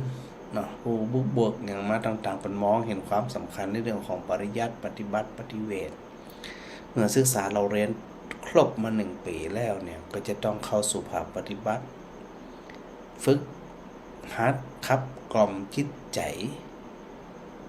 นะน้อมเข้าสู่การประพฤติปฏิบัติเดินจงกรมวันค่ำนะสถานนะหลังจากบิณฑบาตมาแล้วเนาะก็เข้ามาสู่การปฏิบัติฉันเพลเสร็จก็เข้าปฏิบัติแถมบาแรงอาบมาส่งน้ำส่งยังเสร็จเรียบร้อยเข้าปฏิบัติประคำประคืนแถมนะดังนั้นเนี่ยพระสงฆ์ก็ตามเจ้าบ้านก็ตามโดยปกติเนี่ยก็จะมีความตั้งใจกันเกิน 90% เกือบ100ที่ตั้งใจกันแต่นี่นะและได้ผลฝึกเข้าใจสภาพจิตเข้าใจความจริงของชีวิตนะแล้วก็พระสงฆ์องค์เน้นเข้าสู่ภาคปฏิบัติแล้วก็สามารถที่จะนำการกระทำเหล่านี้เนี่ยไปบอกไปกล่าวไปสอนศรัทธาญาติโยมทั้งหลายให้ได้ประพฤติปฏิบัติโดยสำหรับเป็นห้องว่าอันนำพระนิสิตนำตัวเจ้าประสงค์องค์เน้นที่เป็นมหามเฮียเนี่ยมาคัดเกลามาขับกล่อมนะมีความเข้าใจในคดีโลกคดีธรรมในทางปริยัติและปฏิบัตินั่นเนี่ยก็ถือว่าเป็นโอกาสอันดีอันนี้เป็นโอกาสอันดีของพระนิสิตโดยของเจ้าบ้านโดยที่มาเฮียนนะส่วนโอกาสของศรัทธาญาติโยมเมื่อ ศรัทธาหลายคนหลายท่านนะเป็นเจ้าภาพเจ้าศรัทธากะเทิมกะหยังกะย่ำปอเตือช่วงที่หรือเจ้าเปิ่นปฏิบัติธรรมวิปัสสนากรรมฐานนั่นเปิ่นห้องว่าเอาจริงเอาจังต่อการประพฤติปฏิบัติบ่มีข้อกังวลในเรื่องของข้าวปลาอาหารอย่างต่างๆแต่เวลาบิณฑบาตที่ไหนศรัทธาก็จื่นใจพร้อมใจกันเจ้าแม่เต้าอย่างเจ้าโอ้ยเราอยากขอแก้มจังเนาะอยากแก้มขนาดเลยกะขนาดเปลี่ยนโทรศัพท์ใหม่ก็ได้นะนี่แม่สัญญาณมันยังบ่ดีขึ้นแหละเดี๋ยวมันเป็นแพทย์เป็นเด็กอะมันแต่ว่าเป็นอันรายการสดกะแต่ว่ามันเป็นบางวันที่เป็นเทปเป็นเทปจะเป็นติดตัวถ้าเป็นติดแล้วเนี่ยติประจานไปอินเดียเป็นเทปมาตัวนั้นมาออกตัวนี้มันไม่ออกตัวนั้นมาเป็นชาติก็มาออกกะคนแล้วมันออกกะพระอาจารย์ออก2 ชั่วโมงก็รอตัวว่าดับไปเลยบ่ดังอีกเสียงเดี๋ยวนั่นเตอะแล้วอันหลวงพ่อหาถึงตานี่4-5 วันนึงออกเลยนั่นแหละกะสปาบตางวังยำบ่ได้ยินอีกเนี่ยติดเป็นไงแต่วันนี้ได้ยินชัดแล้วแม่แหละเดี๋ยววันนี้เนี่ยได้ยินนะเจ้ามาจากนี่ไปจริงๆมันจะไก่สปาบที่วังยำนี่เนาะแม่เนาะก็ว่าอันเดี๋ยวอุ้มก็ว่ามามีทำบ้านนี่ถ้าเจ้าโทรหาพ่อมาติดเจ้าก็พ่อมาบอกเจ้ามันเลิกเจ้าเอาสุดท้ายก็ได้เลิกเจ้าเดี๋ยวพระจันทร์จะแบ่งกำไหม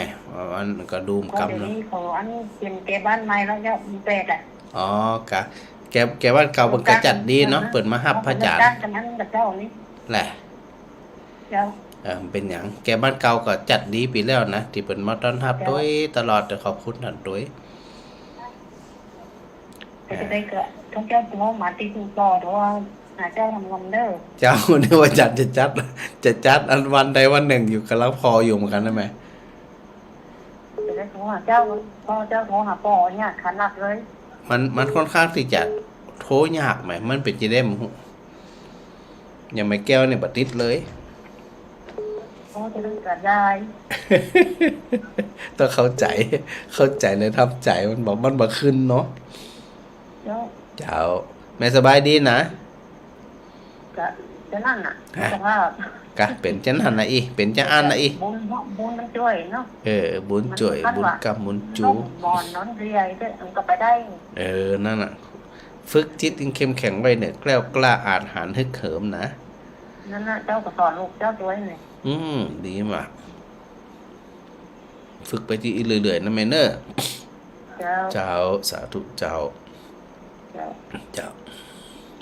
ฮะแม่สมใจจะเอาเบอร์โทรมาเลยเจ้าเบอร์โทรแผลเบอร์ธรนาคารลืมเบอร์ธนาคารไผธนาคารด้วยจานกันแล้วไม่จะโอนตังค์เดี๋ยวสักกรรมเราสักกรรมเนอะสัก3 วันเนอะจะขายอ้อยมากันอ่ะแล้วคนไปหลังไก่หัวแบบซึ่งโทรคนจากอ้อยทุดๆล่ะอ้อยก็มาพูกอ้อยอย่างผมเดี๋ยวคนสั่งลุ่มๆล่ะที่แม่หลังไก่หัวน้องว่าที่แม่ไก่หัวเลือกไก่หัวมาคือไก่หัวจานเลยว่าอ้อยก็มาพูกไอ้เหลือมเลยจะห้องไหนห้องเดียวก็ห้องไหนลำเดียวเนี่ยไม่เคยรับพออยู่จะกำมันอยู่ตั้งแต่มูนี่เลยแล้วอาจารย์บอกอุตส่าห์สอนปากกามันไม่คัดข้องไงมั้งอยู่ตั้งแต่เห็นนี่เดี๋ยวเนื้อเดี๋ย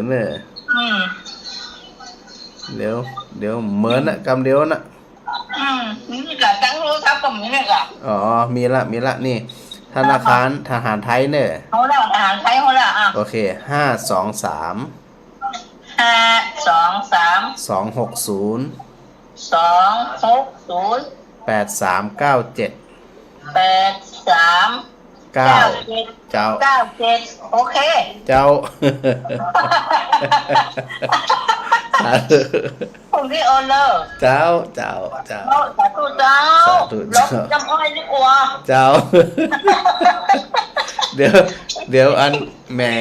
ม่สมใจเอาอันหอมไปขายดิฝากน้ำอ้อยไปขายตัว น่าจะมันแม่จะไปหาว่าพูดหนูอ้อยนะ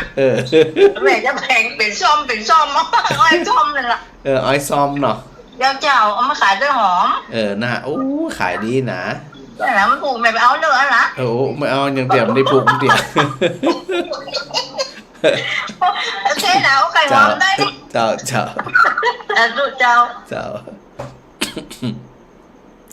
สุขใจเรื่องปฏิบัติธรรมของพระนิสิตตัว เป็นโอกาสของโยมก็คือพระเปิ่นอันได้ฝึกหัดอบรมเนาะคัดเก่าจิตใจตั้งใจประพฤติปฏิบัตินะ10 วันเนี่ยเขาก็ถือโอกาสได้ใส่บาตรได้สนับสนุนในเรื่องของข้าวปลาอาหารนะในเรื่องของจตุปัจจัยกับผู้ที่ตั้งอกตั้งใจในการประพฤติปฏิบัติอันนี้ถือว่าเป็นบุญประการที่1ประการที่2เป็นหน้าที่ของศรัทธาญาติโยมอุบาสกอุบาสิกาที่จะต้องให้การสนับสนุนศรัทธาญาติโยมทั้งหลายตัวในศรัทธานะอันนี้ก็ถือว่าอันเป็นหน้าที่ของศรัทธาที่ดูแลพระสงฆ์องค์เด่นเจ้าแม่สุภาพรพระอาจารย์จะตั้งปฏิบัติธรรมเมื่อใดเจ้าตีอันวัดอุทุมพรนี่กะก็ตีไหนเจ้าตีพระอาจารย์เจ้าตีอุบเดียวนี่ตีมหาลัยสงฆ์เจ้ามจรแล้วก็อย่างก็บุคคลทั่วไปได้จ้ะพระอาจารย์ไปร่วมได้กะไปร่วมได้เจ้าเริ่มเมื่อวันใดหมอหูได้เจ้าพระอาจารย์เริ่มตั้งแต่วันที่16ถึง25เจ้าธันวานี่แหละเจ้าพระอาจารย์ธันวานี่กะเจ้าแล้วถ้าสมมติว่าเขาบ่ได้ไปแบบอย่างสมมติเป็น10 วันนี่เนาะเขาจะไปสักเจ้าแรงปีกอีใดกว่านี้พระอาจารย์ได้เลยเจ้าไปจะได้ก็ได้เอาสะดวกกว่าใครปีกบ่ได้ก็ปีกก็ได้ไปชุดขาวไปนะพระอาจารย์แหละเจ้าใส่ชุดขาวไปตอนวันที่16เนาะพระอาจารย์เริ่มตั้งแต่กี่โมงนะเจ้าโดยปกติว่าตอนเจ้าเป็นไปบิณฑบาตเนาะเอาตอนบ่ายสะดวกกว่าเจ้าถ้าศรัทธาไปรวมนี่นะเจ้าตอนบ่ายนะเจ้าหลังเพลแล้วเพราะว่ากว่าจะเจ้าเพิ่นจะไปบิณฑบาตกว่าจะปิกมาก็9 โมง 10 โมงนี่แหละช่วงเจ้ามันอาจจะมีเวลาน้อยแต่ช่วงบ่ายมีเวลานักบ่ายไม่ถึงกี่โมงก็ตามเวลานั่นนะเจ้าพระอาจารย์เจ้า 3-4 โมงพุ่นน่ะได้เจ้าพระอาจารย์พระอาจารย์ว่าของพระอาจารย์ประจัดก็คือวัดของพระอาจารย์นะเจ้าจัดอยู่เจ้าเดี๋ยวพระอาจารย์กำลังว่าดูวันอยู่ที่อันวัดอุทุมพรนี่นะเจ้าแม่นะเจ้าจัดแน่นอนเจ้าจัดอยู่เจ้ากำลังปีหน้านี่จะมีแต่เนาะพระอาจารย์เนาะปีนี้ปีหน้านี่กะปีหน้าปีเดือนหน้านี่กะเจ้า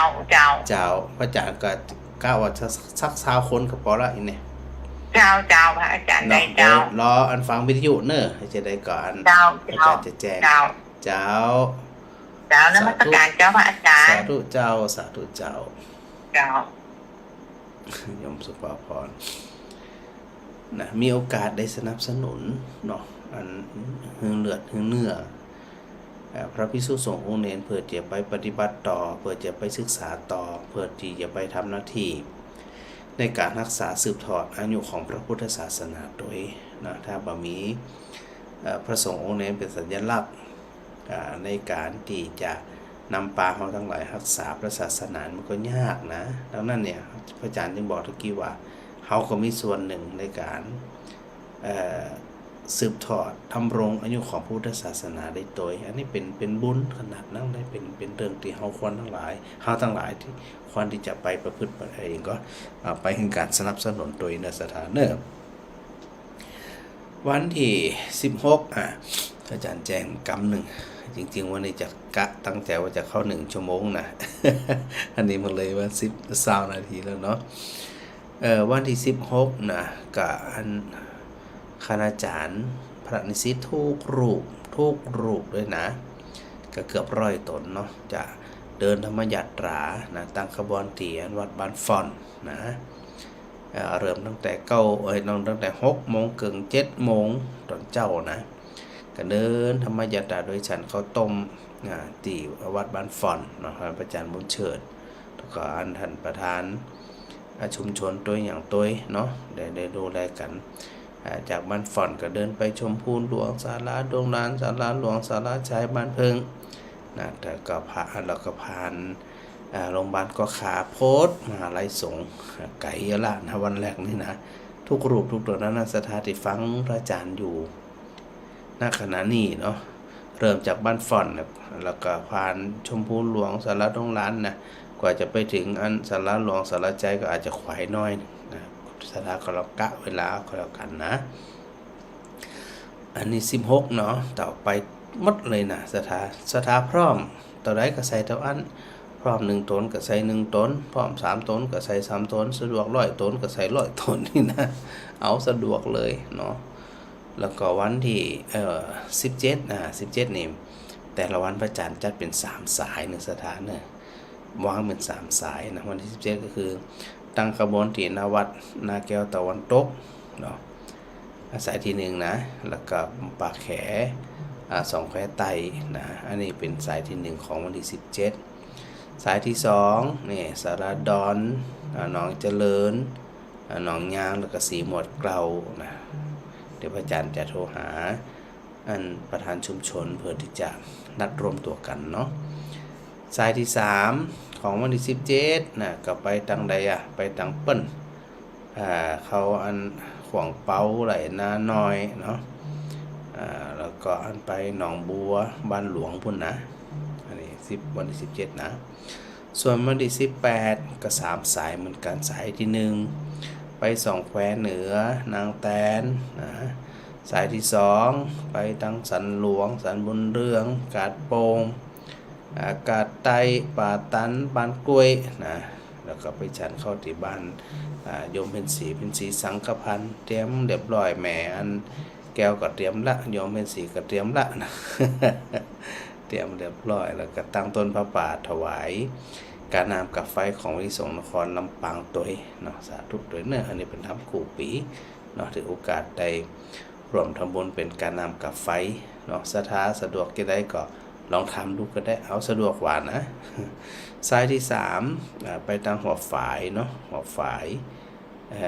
ผลห้องกล้วยฝายอีกะกล้วยทางโรงเรียนกล้วยหลวงนั่นนะพระเจ้านางแต่นกาดกล้วยหลวงหอนาฬิกาต้นมะขามหลวงวันหลวงพัฒนาประมาณนี้เนาะส่วนวันที่19ไปทางใด19นี่ไปทางปันง่าวนะแล้วก็สายที่1นะสายที่1ไปปันง่าวบ้านหัวหนองนะสถาจีฟังประจานอยู่ปันง่าวหัวหนองก็เตรียมเด้อวันที่19นะสายที่2ไปทางหนองลายเขาซ่อนไหลหินแล้วก็โพธิแม่หวกเนออันนี้ก็น่าจะไปฉันข้าวต้มนาวัดหนองลายเหมือนเดิมนะเดี๋ยวคืออุณหวัชนะประสานงานกรรมที่ประจานประสานงานไปที่เจ้าอาวาสหรือไม่ก็ประธานชุมชนเนาะสายที่3ไปทางบ้านสำเภาแม่กึยลำปางกลางตะวันตกไปทางปุ่นแล้วก็วันที่สายที่1ไปทางบ้านต่อนะบ้านต่อหมู่10หมู่3ปุ่นเนอะแต่ถ้าทางบ้านต่อฟังรายการของพระอาจารย์อยู่หรือไม่บ่ฮู้มีอยู่ก็ บ้านต่อที่อยู่หลังมจรนี่นะ ถ้าฟังรายการพระอาจารย์อยู่เนาะก็ลองโทรได้งานประจานกำ1เนอสถานเนอ0868349260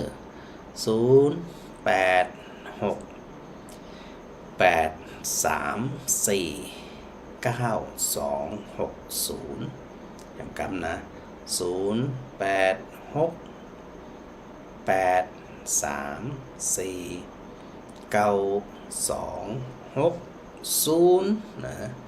วันที่20เนอะสายที่1ไปทางบ้านต่อสายที่2ไปไหนนี่สายที่2นี่สายที่2ไปทางปากไข่ไตนะตรงผาตรงตูนแม่ติ้วนะลายโต่งวอแก้วแล้วก็ตรง6นะไปทางป่วนสายที่3ของวันที่20ก็ไปทางปงแสนตองนะไปทางสีวัดสีกัมวังแขวงมานเหมาะสมนะไปทางปุ่นเนอร์วันที่21นะบ้านวัดบรรจัววัดอุ้มรองวัดสมัยวัดบ้านสมัยเนาะอันนี้สปราบปุ่นเนอร์สายที่2ของวันที่21ก็ไปทางบ้านมอนะแถวตลาดป้องมอบ้านมอผลกวางเนาะจะไปฉันข้าวต้มหรือฉันพัฒหารเจ้าที่บ้านยมแอวนะว่าสายที่3ไปที่ชุมชนสนามบินนะพระบาทหนองหมู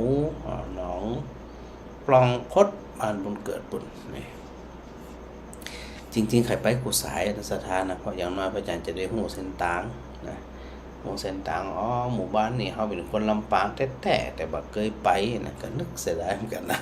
แต่มันไปบ่ได้เนาะนั่นคือว่ามันต้องมี3ตีก่อนนะวันที่22 สายที่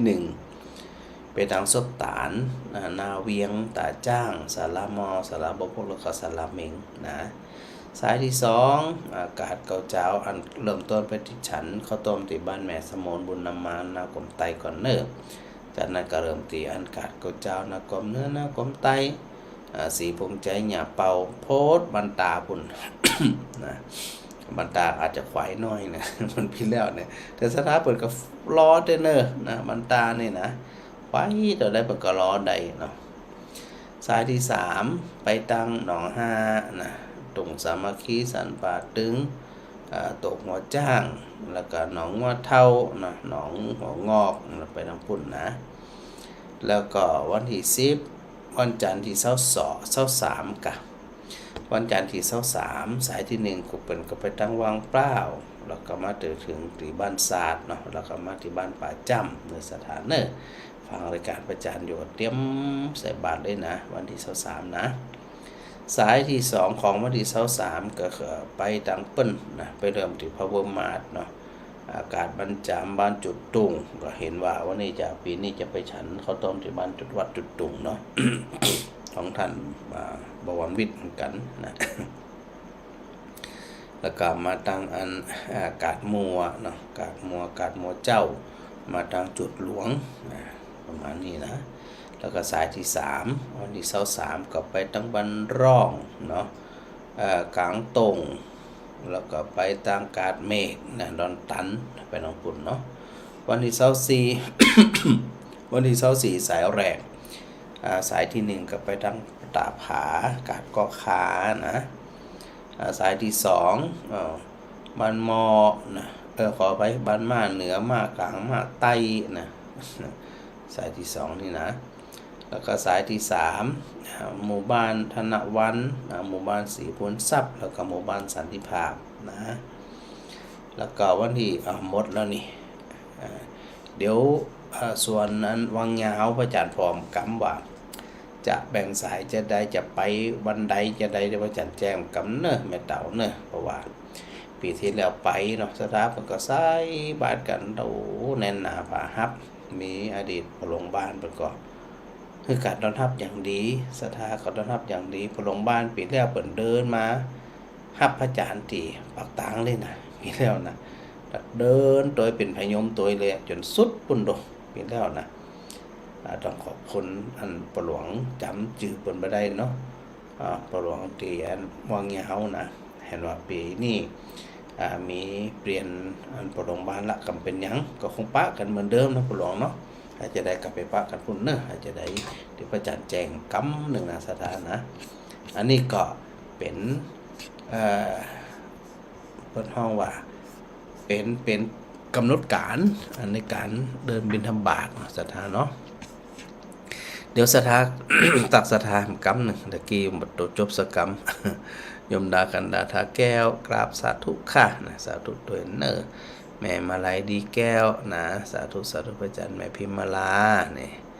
กับสาธุพระจันทร์แม่เทียนแก้วหนองยางสาธุสาธุชัดเจนดีแม่เทียมฟ้าคำปาแล้วนมัสการจะบาบีเป็นบาแพทย์ดอนตันบ้านไหนก็นะฟังอยู่สาธุสาธุแพทย์ดอนตันบ้านไหนก็ทีนี้นั่นนะพระจันทร์พร้อมกรรมวันใดหาเดี๋ยวเรากำเนอะตามกำหนดนี้ก่อนนะวันที่วันที่23เจ้าแม่เทียมฟ้าวันที่23เป็นวันจันทร์เนาะ23วันจันทร์ยอมสุภาพรเราหะเป็นแสงเนี่ยสาธุพระจันทร์เจ้าจะจับปฏิบัติธรรมเมื่อไหร่ อันเนี้ยประมาณมกราเนี่ยเจ้าเนาะมกราแล้วก็ยอมกิ่งแก้วนะสาธุนะสาธุพระจันทร์มานะก็ปรับไปตามนี้เนาะสถานเนาะการประพฤติปฏิบัติธรรมก็ว่ากันไปเจ้าฮะเก่งเจ้าว่าจ๋าเจ้าวันพรุ่งนี้จะเดินทางแล้วล่ะวันพรุ่งนี้เดินทางไปอยุธยาเจ้าไปบัดตอนพระเจ้าร่วมกิจกรรมกันอยู่พัฒนาวัดเดินทางปลอดภัยนะเจ้าสาธุขอบคุณจัดหลายเตรียมยาไปตัวเนอะยาอย่างอย่าดมอย่าอมอย่ามองยาพ่อจ๋านะกะคุมสบายนะกะเจ้าเตรียมอยู่แล้วเจ้าหลายวันหลายคืนอาจารย์ทุกคนถามอย่างว่าลืมเห็นหรอปลูกอ้อยกะในกระถางพระอาจารย์จะปลูกในกระถางนี่กะรักไปแอวหาย่ำพอก่อนยัดอยู่ท่านแหละยัดอยู่ท่านแหละอยู่แต่ที่อูนี่ยังไม่ได้ปลูกเลยนะยังไม่ได้ปลูกเลยเนอะรักไปปลูกได้การไม่ได้ปลูกก้มเตี้ยจะได้ขายแล้วเดี๋ยวนี้หน่อยนี่คนแซวทุดๆเลยนั่นแหละแต่อย่างจะมีคนสนใจเนาะด็อกเตอร์นี่น้อยเจ้าด็อกเตอร์2 ใบแสดงความดีกันบันนี้ไฟด็อกเตอร์นะเจ้าเนอะสาธุเจ้าสาธุเจ้าจงดีเจ้าสาธุเจ้าสถานแซวลูกศิษย์ลูกหาก็แซวนะว่าเป็นจบด็อกเตอร์มา2 ใบเขาจะห้องแกได้ด็อกเตอร์พระมหาบวรผู้ช่วยศาสตราจารย์ด็อกเตอร์พระมหาบวรวิทย์รัตนชโตด็อกเตอร์จริงๆก็ว่าคำเดียวเลยนะท่านนะมันเป็นเรื่องของการทำการเรียนเนาะอยู่ในแวดวงวิชาการนั่นก็จะต้องแสวงหาความรู้ในหลายๆด้านนะเพื่อที่จะนำมาทำงานโดยนำมาเนี่ยก็สั่งสอนลูกศิษย์ลูกหาโดยเจ้าโยมเทียมแม่เทียมฟ้าเจ้านมัสการเจ้าพระอาจารย์เจ้าตะกี้พระอาจารย์บอกบ้านแค่ดอนตันติจะมานี่มาวันที่23นะเจ้าเนาะเจ้าที่พระอาจารย์พอรายการนี่นะแล้วพระอาจารย์จะทันเข้ากันที่ไหนเจ้าเดี๋ยวกำลังตีตั้งบ้านร่องก่อนเจ้าบ้านร่องเปิ่นพร้อมก็บ่พร้อมมีเนี่ยแล้วพระอาจารย์จะทันเข้ากันที่ไหนเจ้าเดี๋ยวกำลังตั้งบ้านร่องกับเจ้าลังอูบ้านน้องก่อนแหละเจ้าเดี๋ยวอูกับแม่ปวลีก่อนเจ้าแล้วถ้าพระอาจารย์จะมาก็วันที่นี่บ้านแพทย์ดันนี่ตึงบ่ได้บอกไผสักคนว่าจะไปที่ไหนตั้งใดนี่นะปีแล้วพระอาจารย์ก็บ่ได้มานะเจ้าปีแล้วบ่ได้มาเจ้าปีแล้วพระอาจารย์ให้ท่านพระครูที่วัดมิงมังมูลนั่นมาผู้สิริเจ้ากับท่านสมชาติเนาะเจ้าก็เดี๋ยวอย่างเดียวว่ามันบ่สามารถไปทุกสายได้เจ้าเข้าใจเจ้าแล้วก็ยังว่าจะขึ้นไปได้ก็ได้กับปุ้นนัดตี 2น่ะหลวงออกเดินทางนะอันกำนิมนต์มาตี 2นะเจ้าโยมจะท่าใส่บาตรโยมจะท่าใส่บาตรถ้าถัดมาได้โยมก็ใส่ได้เหมือนกันเพราะโยมอยู่กับตีของมาเถอะนะของมาได้เถอะนะเจ้าของมาได้เถอะโยมอยู่กับบ้านนี่โยมได้ไปไหนลำบากสำคัญของท่านมาได้เถอะสำคัญคนนั้นตังเนาะเจ้าโอเคเจ้าสาธุโยมเป็นฟ้าสาธุเจ้าสาธุเจ้า อันนี้ก็จะรายงานกันเป็นระยะไปเนอสถานะเลยต่ำเลยนะวันนี้นะเอา ตะคืน พระอาจารย์อู้ถึงเรื่องของอันคนที่จะมีความเพียรนะองค์ประกอบหรือว่าเงื่อนไขที่จะเข้าไปสู่การเข้าไปตรัสรู้เข้าไปศึกษาเรียนรู้จนกระจ่างแจ้งเนี่ยก็จะต้องอาศัยวิริยะความภาคเพียรพยายามมันก็แต่คนที่จะมีวิริยะสัมโพชฌงค์เนี่ยก็จะต้องมีอย่างก่อนตะคืนว่าไปคิดตีละคิดอย่าง2-3อย่างนั่นนะก็คือเห็นภัยคนมีเห็นภัยคือเห็นทุกข์นั่นนะถึงจะมีความเพียรพยายามแล้วก็เห็นอานิสงส์คือประโยชน์ของการที่มีความภาคเพียรพยายามอันที่3เนี่ยพิจารณาเห็นทางดำเนินไปนะตะคืนกับแตะไปบางส่วนละในเรื่องของการเห็นหนทางดำเนินไป หนทางดำเนินไปเนี่ยสถานะคนที่จะมีความภาคเพียรพยายามเปิดหันเส้นทางที่เดินเนี่ยนะจึงมีความเพียรแบบมาลดละเห็นว่าการได้จะมีเด็กขมมะก็คือการหนีออกจากความทุกข์ทั้งหลายทั้งปวงเนี่ยจะทุกข์สลัดแบบเสด็จน้ำเนี่ยก็ต่อเมื่อไปตัดในเรื่องของอย่างเป็นเรื่องของการเกิดมันก็บอกเกิดซึ่งตัวเกิดเป็นตัวสมุทัยการพอเขาเห็นตางที่จะไปเนี่ยเขาจะไปจะได้ธรรมชาติของคนทั่วไปเนี่ยที่มีสติสัมปชัญญะครบดีนี่นะเพิ่นก็จะมองไป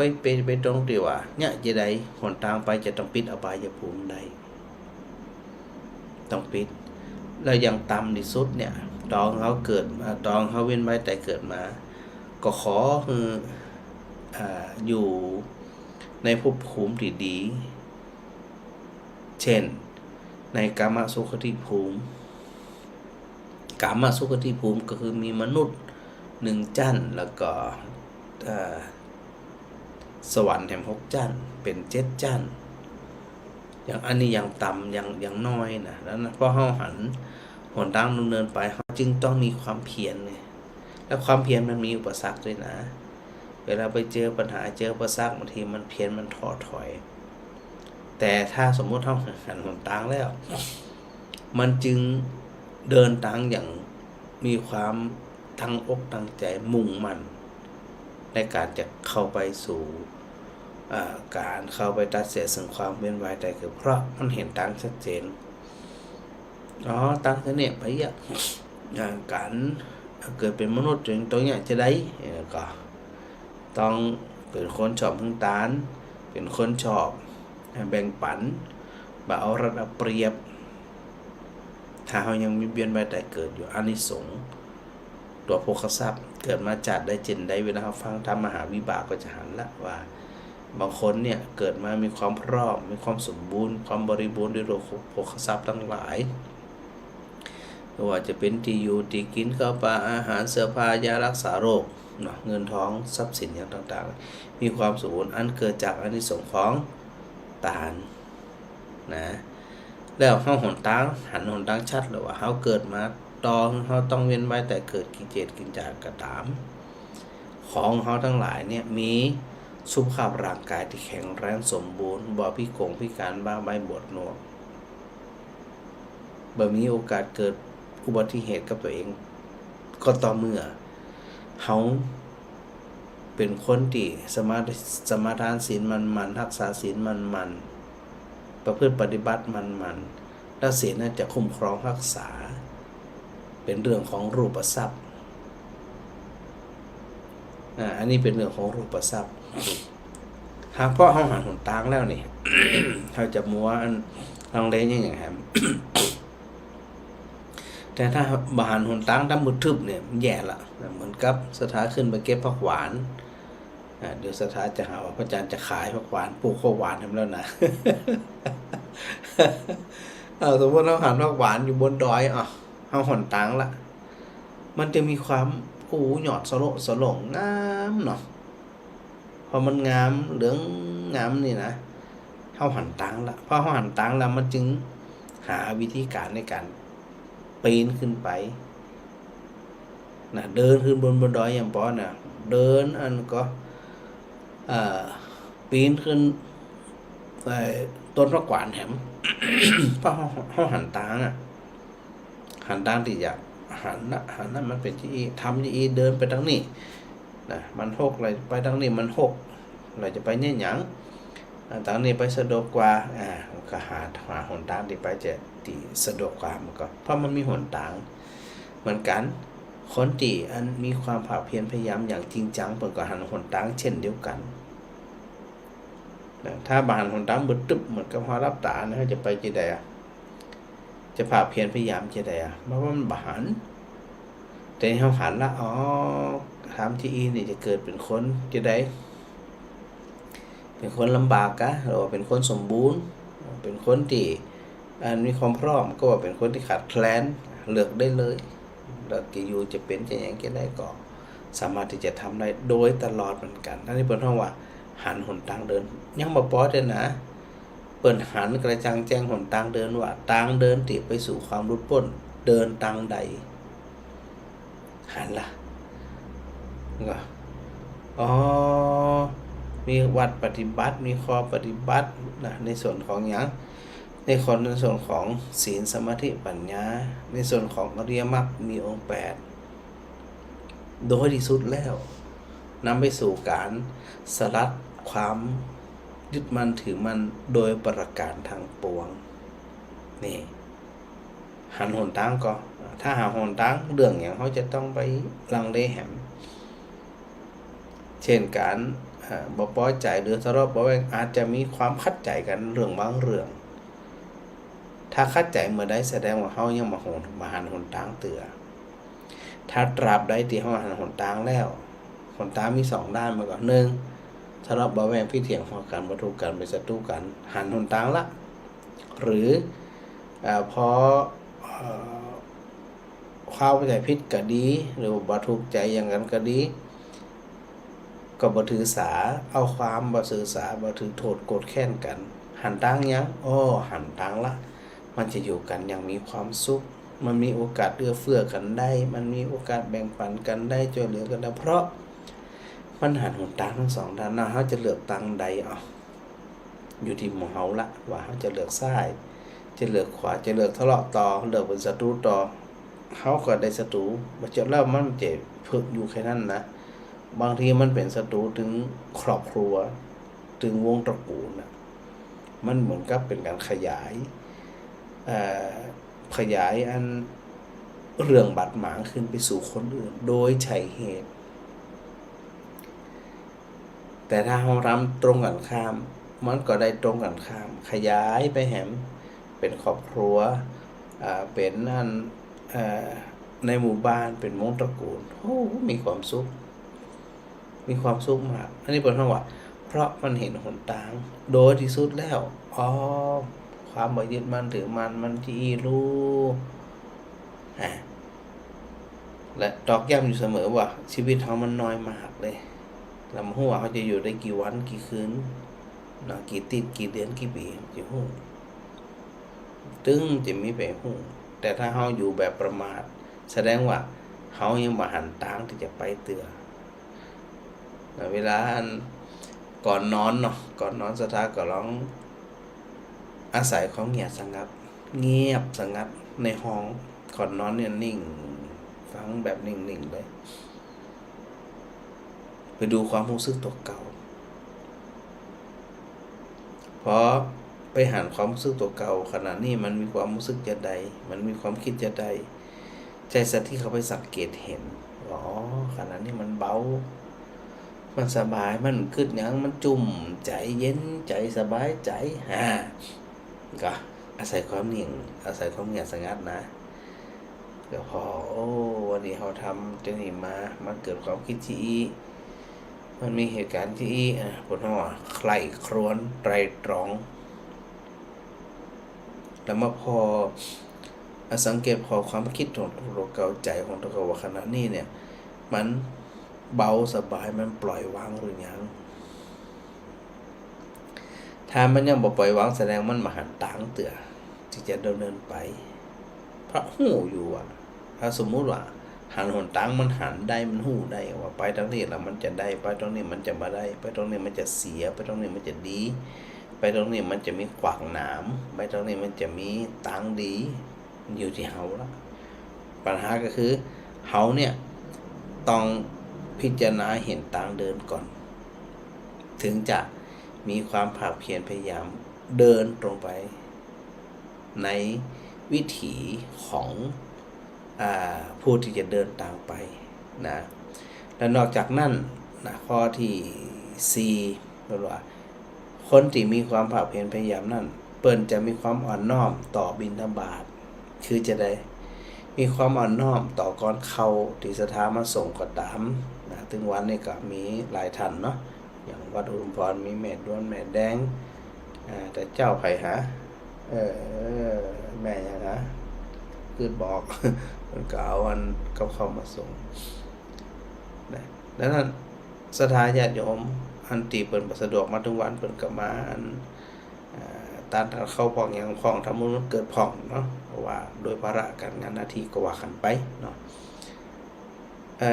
เมื่อคนที่มีความภาคเพียรพยายามเปิ้นว่าเปิ้นจะมีความเคารพอ่อนน้อมต่อก่อนเข้ามีความเคารพอ่อนน้อมต่อ ข้าวปลาอาหารอาทิสถานน้อมนำมาถวายด้วยความจะได้ด้วยความเป็นปกติเนี่ยเอาอาหารแล้วก็มีความบ่ว่ามีความอ่อนน้อมมีความเกรงใจมีความไว้ใจต่อศรัทธาทั้งหลายนะบ่มีปฏิปักษ์บ่มีขัดใจบ่มีหยังฉันได้ก็ฉันฉันบ่ได้ก็ฉันนี่นะ แต่บ่มีข้อแม้บ่ท้อมีความอ่อนน้อมถึงอาหารมีความอ่อนน้อมถึงที่คนเปิดนำมาส่งนำมาถวายนำมาทำบุญอันนี้จะต้องมีความภาคเพียรพยายามตามนี้ตัวถ้าบัจจะอ่านมันจะเกิดอาการกระด้างกระเดืองนะถ้าเกิดกระด้างกระเดืองมันก็มีความภาคเพียรในการประพฤติอ่อนน้อมถ่อมตนจะบ่มีอันนี้เพิ่นวางไว้ในส่วนของวิริยะสัมโพชฌงค์นะเปิดวางไว้ในข้อที่4ก็จะต้องมีเปิดห้องว่าคือเกียรติซึ่งกันและกันไว้วางใจซึ่งกันและกันดูแลซึ่งกันและกันนะสถานะอันนี้ก็ถือว่าเป็นแห่งเรื่องหนึ่งที่เขาจะต้องประพฤติปฏิบัติโดยอันนี้ได้กี่ข้อละ1คนที่จะมีความภาคเพียรได้จะเห็นภัยในอบายเห็นภัยในทุกข์2เห็นอานิสงส์3เห็นทางที่ดำเนินไป4ประพฤติอ่อนน้อมต่อบิณฑบาตอีก4ข้อละทีนี้พระอาจารย์กำลังจะมาสรุปปิดท้ายในส่วนของวิไลสงฆ์นครลำปางเอาทั้งหลายก็ต้องระลึกถึงในส่วนของพระเดชพระคุณหลวงปู่พระราชธรรมลังการโดยครูบาอาจารย์ในยุคนั้นๆนะที่ได้ปากันก่อตั้งวิไลสงฆ์นครลำปางมาด้วยความเข้มแข็งแข่งขันกันนี่นะโดยเฉพาะพระเดชพระคุณหลวงปู่พระราชธรรมลังการอย่างที่ว่าโอกาสแต่ละโอกาสมันไม่ได้มาง่ายๆก็ต้องมีคนริเริ่มต้องมีบุคคลผู้เสียสละนะในการที่จะทำสิ่งทั้งหลายเหล่านี้โดยอันนี้เป็นเพราะว่าเป็นสิ่งที่ดีงามเนาะเป็นสิ่งที่งดงามต่อรุ่นลูกรุ่นหลานถึงบุตรหมู่เฮาทั้งหลายได้รับโอกาสอย่างดีแม้กระทั่งสถานีวิทยุ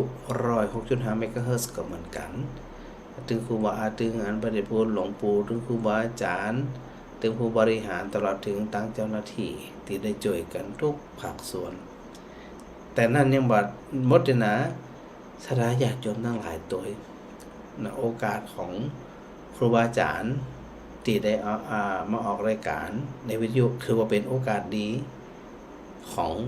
ครูบาอาจารย์ถ้าบ่มีเวทีลงบ่มีวิทยุลงก็บ่มีโอกาสแล้วโอกาสของสถาญาติโยมมีโอกาสฟังธรรมแหมนะถ้าบ่มีพระเดชพระคุณหลวงปู่พระราชธรรมลังการก็บ่มีวิทยุบ่มีสถานีนี่อันนี้จะได้สถา ก็แต่การจะฟังธรรมอย่างสุขใจซึ่งศรัทธามีความสุขมีความสำราญเบิกบานใจมันก็บ่เกิดขึ้นละอันนั้นถือว่ามีความมีโอกาสเนาะมีโอกาสที่เฮาท่านทั้งหลายได้รับรสของพระธรรมทั้งหลายเหล่านี้โดยก็ต้องน้อมระลึกนึกถึง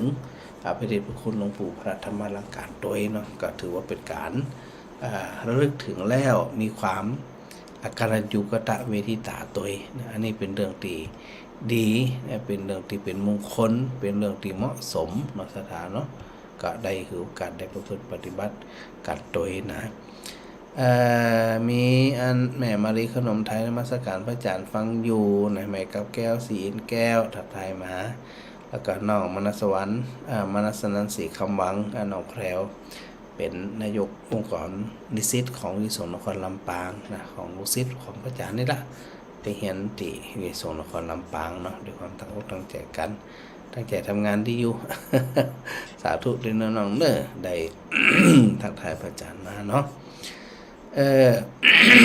กี่พระอาจารย์จะอู้หยัง อู้เรื่อง บิณฑบาตกรรมนะ